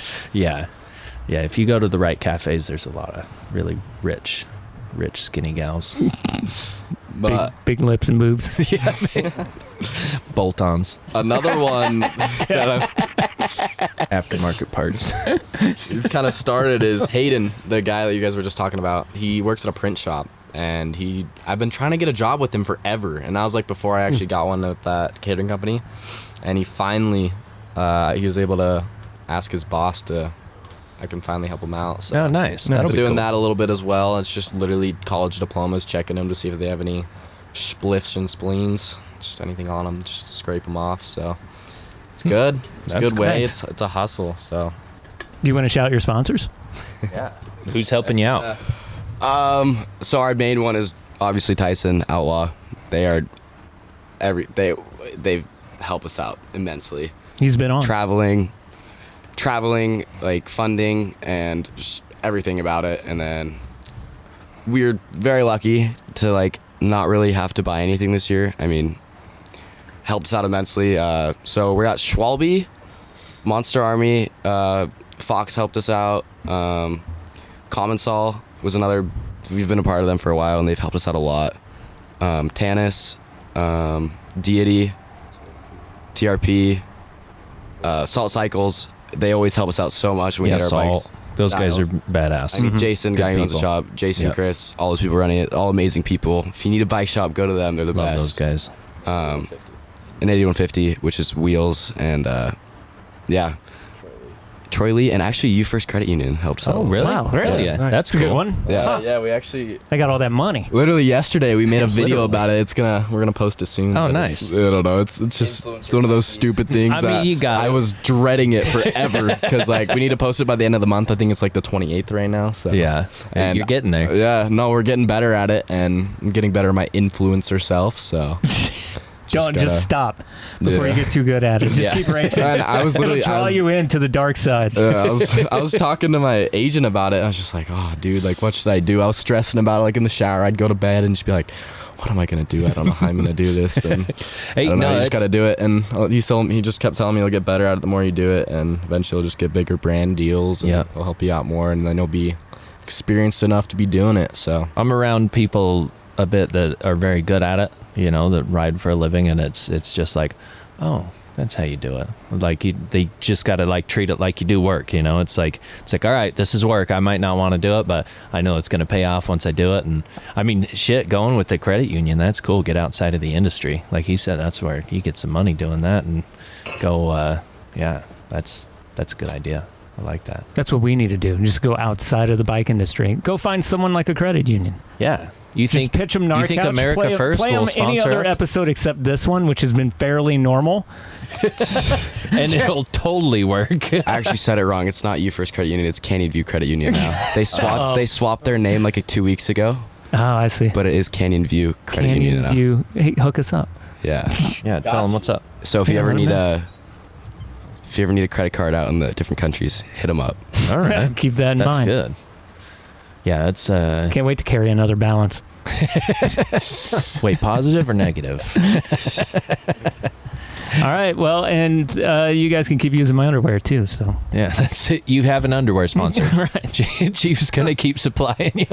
I'm surprised I actually haven't talked to you about that earlier. Like I've every time I put them on or like look at them, I'm like, damn, he gave me those. I mean, he didn't really give me them. I kind of just had Stole them. these suckers. I just got home and I was like, oh, got new underwear. Hell yeah. There are some of the I've done that before. There are those ones where it's just like it's, you know, once you get your hands on them, you're like, hell yeah, these are good.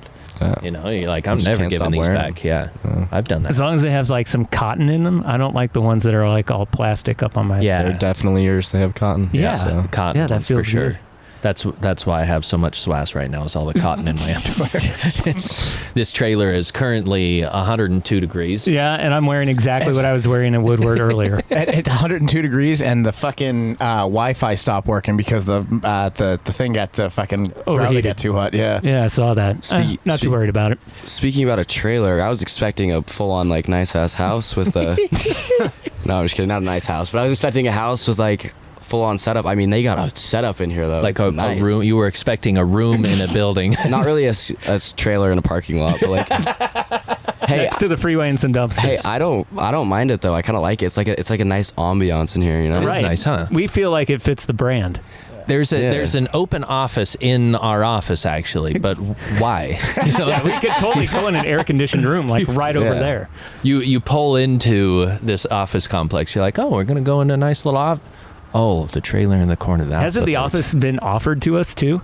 I think partially, yeah. And the other guy is like kind of working out of town now, but I kind of want to just, you know, it's got a big desk in there, and I kind of want to just have it as my office, anyways. It's gonna get hot. Share Though. it with you guys.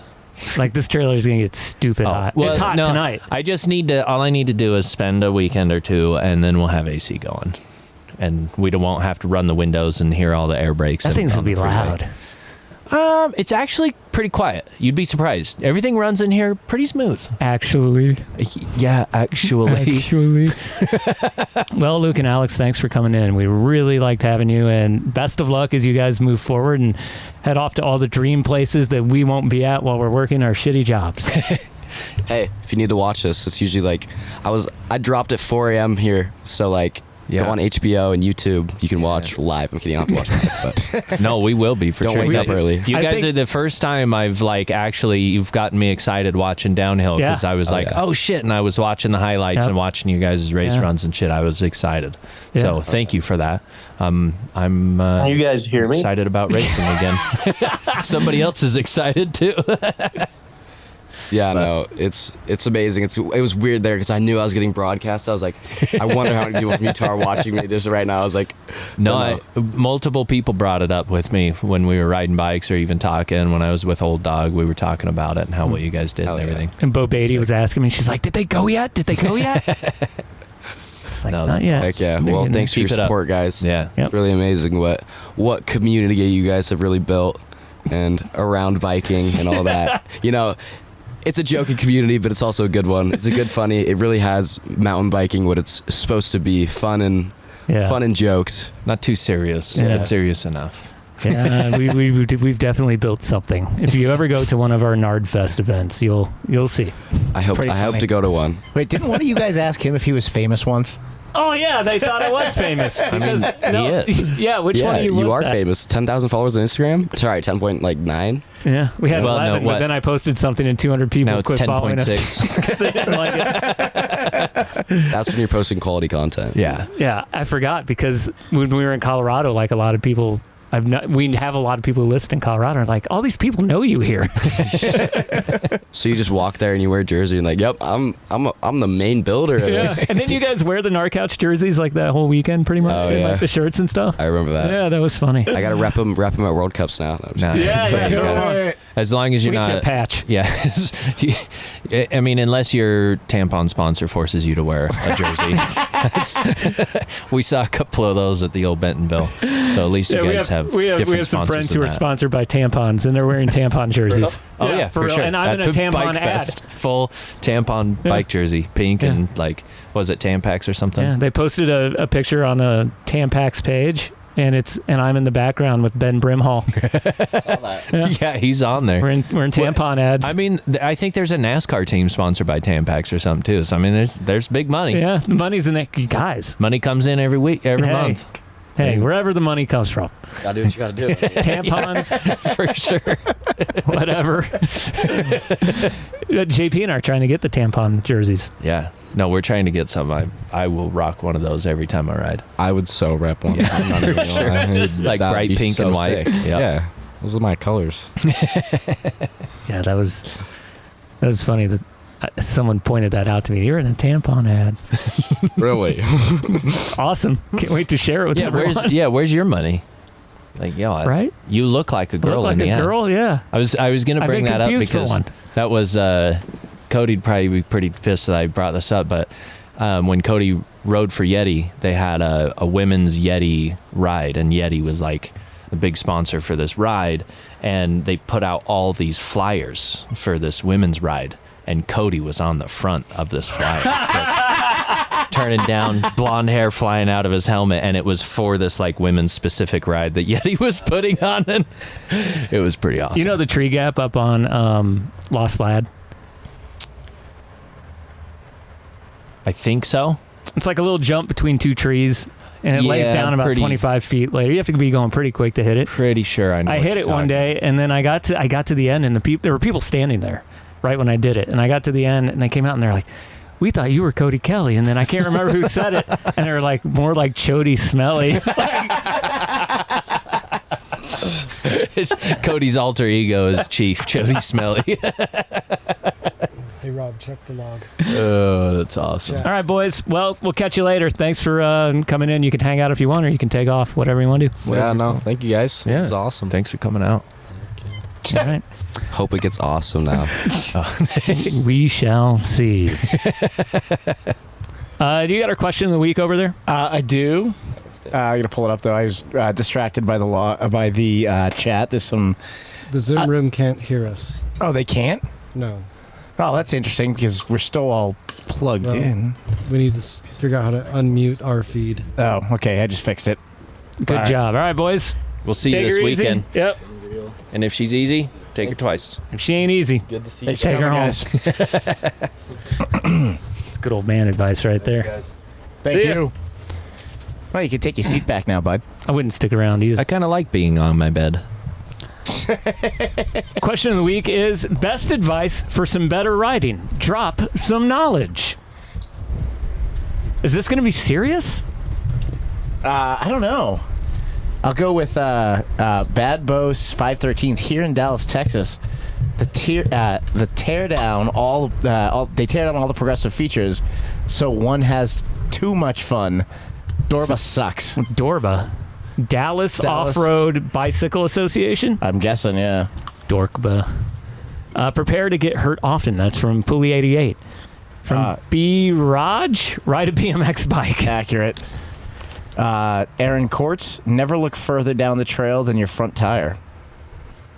That's perfect. That's real good. Not Walter. Don't buy cheap tires and look through corners, not at them, and learn where your body position needs to be for front or rear traction. These are all real answers. Stretch your hips. Can't be tight. No, that's why I wanted to ask this one today, because the professionals will always tell you how to ride your bike when you get to the parking lot. The real Zach Roman says, don't know about riding, but a friend tells me half power e-bike is a great way to pick up dudes. He's gonna beat that horse. He's gonna to kill death. that one. Fuck. Daddy Pay. Remove your saddle. What about the seat post? No, just the saddle. Just apparently the saddle. Dinosaurus Rex says, do something every ride that scares you. Like no handers or maybe ayahuasca. I saw that one earlier. It's like, wait, he won't be fully serious. No way. Slick on ISO Cougar. When lining up blind drops in the woods, aim for the tree, but then miss the tree. Perfect. Look at where you don't want to go. And then miss it. Photosensitive Cycle says, I got two. One, learn bike body separation. And number two, Blumpkins do not equal huck to flat. I love these half and half, like actual good tips. We got a lot of answers on this today. I got to read Hayden's. Okay. Butter your toes. Wait, toes? Butter your toes. Butter your toes. I don't know if that's serious or not. I mean, for you it is. When you're I'll do it riding next time. barefoot. From Bit RQL, Epic Bongazo pre-ride. From BMJ 341, another one. Take off your seat. That one seems to be popular. Be careful what you wipe your ass with out on the trails. Snow is best. That's from Jay Elliott. From our own Jimmy Sniper, huck to flat is a lifestyle, not a trick. 4 grams of mushrooms before every ride. That's from Strap 45. Oh God, that next one's funny. Never take Rampage drop advice from Ryan Rodriguez. From fucking the jerk hand. Yeah, we were talking about that at work today. Jack Mehoff says, just watch GMBN videos. Pea and pickle, perennial sunning. Tan the anus, get that energy. That's right. Absolutely agree with that one. Marcus P&W, if you aren't old yet, pick up a BMX. And the last one. Vic Secret 92, aka Bentonville Lunar. Ride in the MTB capital, and you'll be able to ride anywhere. Sounds accurate. Know where I'm moving next. I've been waiting to get better. That's where I need to go. They do have a lot of stuff down there, but they're not the capital. No. Well, they've said it for long enough. You know what they say? Fake it till you make it, and they're there. Look at every influencer. Look at everybody. Come and see me at the freaking Bentonville Bike Festival. Come and smell my armpits in my poster on the Bentonville Bike Festival. Wait, that's what they do there? Yeah, dude, it's the amount of influentialness that I saw there. I was just Wow. I was watching a video and all I could think is this is like those 80s and 90s movies about skiing, except it's mountain biking now. It's like showing up. That's what when I was talking about like this question earlier today, what came through my mind was when I was sitting in the Sundance parking lot getting ready, old dog and I are like working on bikes and like getting stuff ready and actually getting ready to go ride. And then this group of people shows up and there's like a couple of newbies and then there's a couple of guys that think that they're just like the hottest shit on a mountain bike. They show up, yeah, you want to do this, you want to do that. And I literally like wrote it down because I was like, no fucking way. Like talking with their friends. There were even more that I didn't catch it to remember. And the one guy's like telling them, yeah, I mean, for you it'd be so easy, so easy to find a bike online right now. The big bikes are super cheap. Like big bikes are super cheap right now. Nobody rides extra large bikes, especially on this kind of stuff. Talking about like Sundance riding because it's so gnarly and aggressive and you want a small bike. I rode my 130 bike there. The first 2 laps is awful. Yeah, you wanted a bigger bike. Yeah. Nobody rides extra large bikes. Does he think that's literally the is what travel? He thinks that's the travel? I don't know if he thought it was the travel or if it's like the old thing where it's like, oh, my downhill bike. Like back in the day, for me, you would ride a medium downhill bike as like a free ride bike. You don't want your bike big so you can move it around to be agile. And like, yeah, to an extent. And it's gone to the full other extreme now where like my extra large Cannondale, where I should be riding an extra large, my extra large Cannondale is like fucking 10 feet long.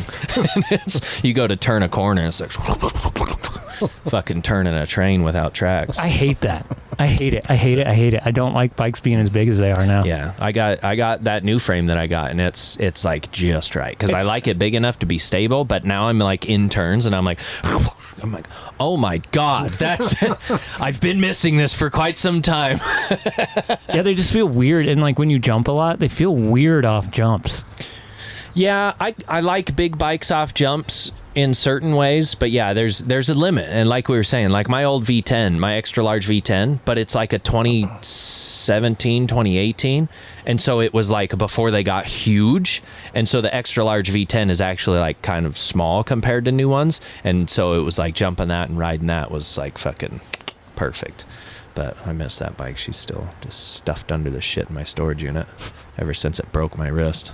It was the bike's fault. Unless I race, I don't think I'll ever get rid of my Maiden. Yeah. Oh, it's a great bike, though. It's just such a good like park and free ride bike. You can and race the shit out of that. Chain stays are like 3 inches. You gonna race Sundance? Come on out. No. Come on. Nah, I'm not gonna race. You can race the Masters class, dude. Shut up. I don't want to be that old. Got a good one. Lunar says, the big ones hurt. Mediums are perfect. Oh, that's awesome. James Marksman is pulling something out of his pants. Oh, wow. He's reaching for it. Looks dark. Oh, what's he getting? It's going deep. The black snake. I know when he said that, I was like, oh, God. Where are we going? That was the most PG show we've ever done. That's impressive. It was. Rob, you barely even swore. I was afraid to speak because I didn't want to have fun. He was really quiet over there, wasn't he? I was enjoying listening to it. Watching you guys. Those kids are a good time. They're fun to talk with. When Rob used to say he was enjoying listening, it just meant he was high. I didn't smoke, nor have I had a beer today. Wow. Yeah, I noticed. No, I'd be like, Rob, no beers. Are you high? He'd be like, I'm just enjoying listening. I'm just enjoying the show. His eyes are like a fraction of the way open. You didn't say no. Lunar said it was so PG that it muted half the show. Right when we lost the internet, Zoom didn't know what to do. Yeah, Zoom didn't know what to do, and it muted everybody. This must not be the right show. Right? AI was like, what the fuck? Yeah, it was ChatGPT. It was. They shut off our internet. Took over. Knows about you knew. And me and Jimmy and everyone. Jimmy's got his Blizz on. You can get your Blizz at enjoywinter.com. If you use the code SponchesMom, SponchesMom, you are going to get 30% off. Sponch's Mom gets you 30% off. The other 70%, well, that's totally up to you. We all wear Blizz. I have a brand new pair of Blizz. I kind of want to do a giveaway with them. They've just been sitting in a box for like a year and a half. We should. Yeah, we should. Instead of sex toys, we give away a pair. I dropped mine. Finally chipped them. Oh, no. Jimmy's hoping he can win some. Okay, Jimmy, you can get in on the contest. It's not like you do anything for Blizz when you do this every week. I should use Sponge's mom and her discount code. He would do it at enjoywinter.com. The following baiku is based. Some advice is bad. Bad advice with arrogance?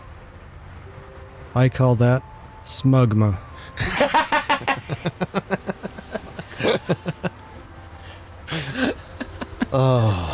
It's arrogant and it's horrible. Smugma. Confident bad advice.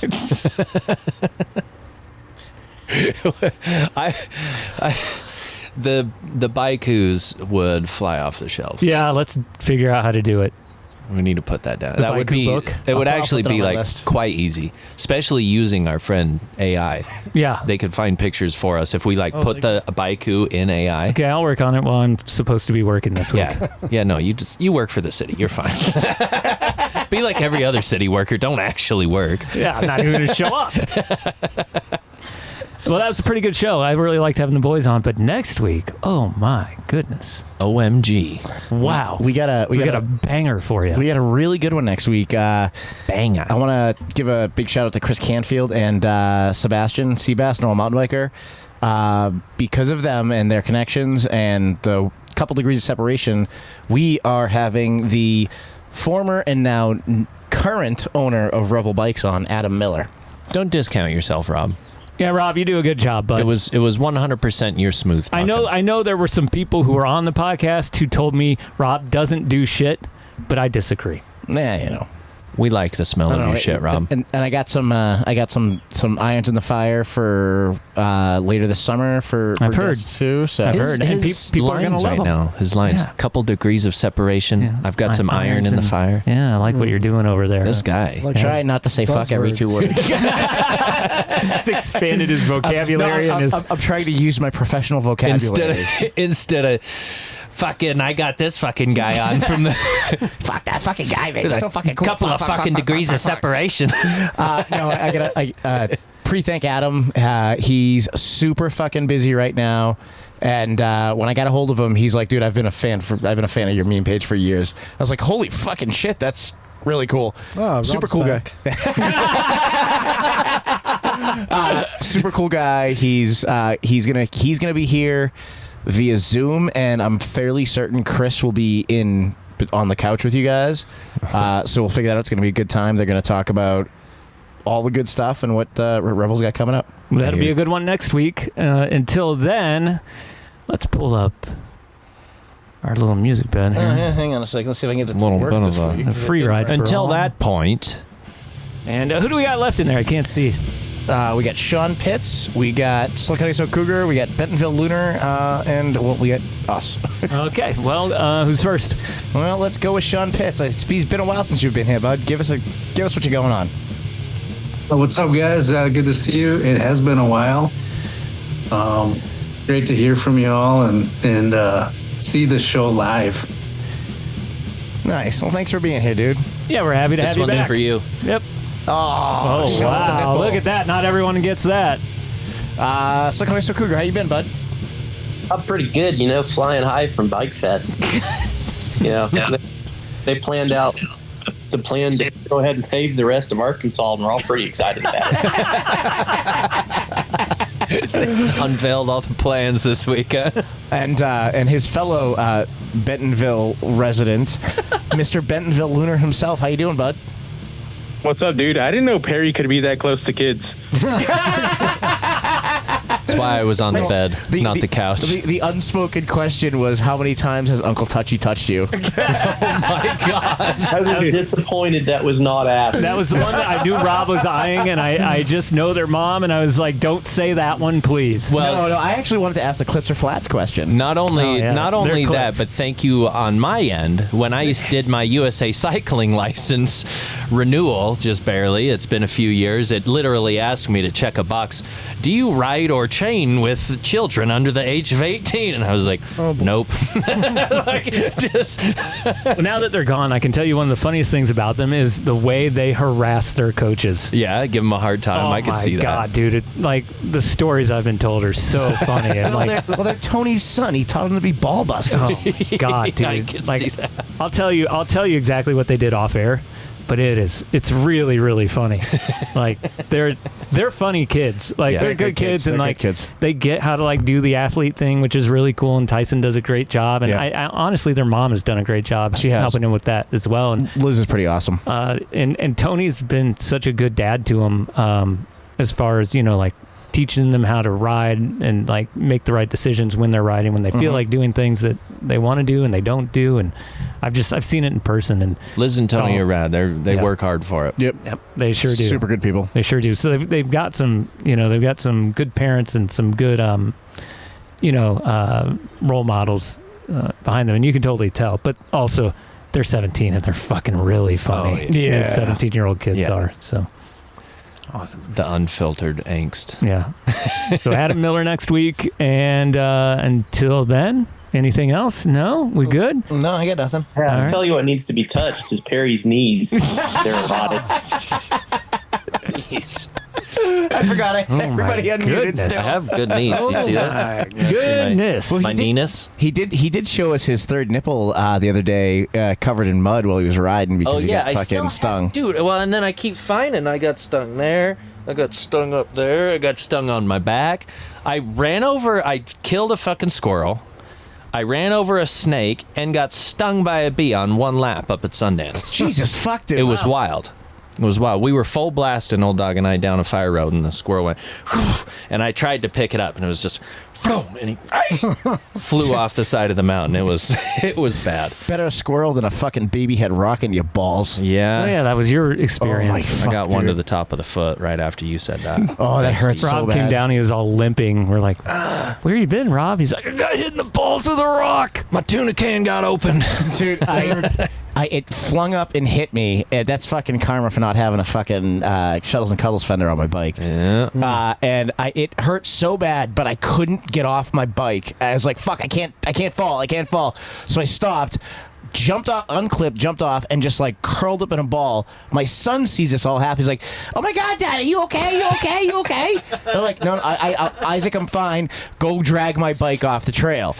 Goes drag the bike off the trail, comes back, and I'm like, bud, it hurt. I'm going to be okay, but I want to make you laugh. I just got hit in the balls with a rock. And he goes, well, that sucks, but that's really funny, Dad. He started fucking giggling. The one time you didn't wear your cup to ride, huh? And then, speaking of cups, and then Jimmy came up with the fucking joke of the day, the 3DO joke. It's D3O. Oh, D3O. You can decide what D3O stands for. It hardens on impact. I'm still. I was sitting there wondering for a minute. I'm like, what's this joke gonna be? Well, I'm still hung up on third nipple. That's a weird thing to call your dick. Oh, my God. Oh yeah, that's great. I hope those boys make a good rip on their bikes. Me too. For work today, I saw a dead man in a hot tub through a video camera. That's My interesting. boss sends us a group Interesting. message. He's like, "Hey, somebody died at so and so," and we do a lot of was that cameras. the guy that was in the newspaper? Probably. We've got a lot of cameras at apartment complexes, and so people will call us to look shit up. And he just sends us our group message first thing this morning. I'm like driving into work, drinking my coffee, and he just sends, "Dude died in the Chandler Point condos hot tub last night," and then just sends a screenshot of a dead dude in a hot tub. Jesus. Well, and for him, he probably wanted to share it because he just had to sit there and watch it so that he could clip it and then send it to the police. Oh my gosh. Well, great way to start the day. That's awesome. He's like on the phone. Like, can you believe that? And he's like, I've got a Dropbox set up. I'll send you guys a link if you want to watch it. I'm like, no, Jesus. I'm okay. Thanks though. So race bikes instead. Yeah. That's cool. I'm getting pictures of my kids, so I'm going to end it. Yeah, you should. All right, for Bobston Ross. Yeah, I'm just sorry. For Jimmy Sniper. Sorry you got muted. For JP. You're welcome for getting muted. I'm Chief, and that is the Gnar Couch Pod Show. We're We're bumping that shuttle like it's baby making time. Every pothole got us tangled in a cuddle line. The monkey awaits, we rise into the sky. But you better pray that your homie don't flat again. Why, homie, why?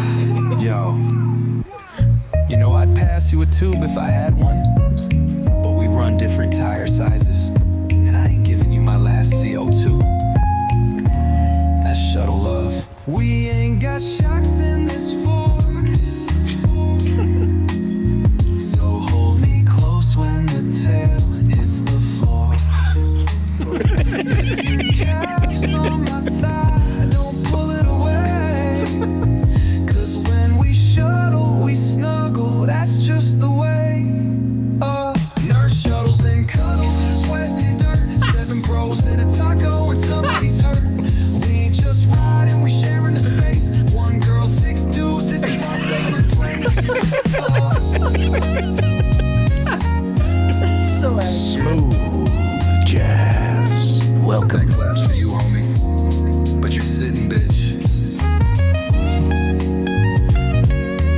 And I'm bringing the snacks. It's the quiet storm. I haven't listened to that, and it's so accurate. Gnar Couch is the gnarliest.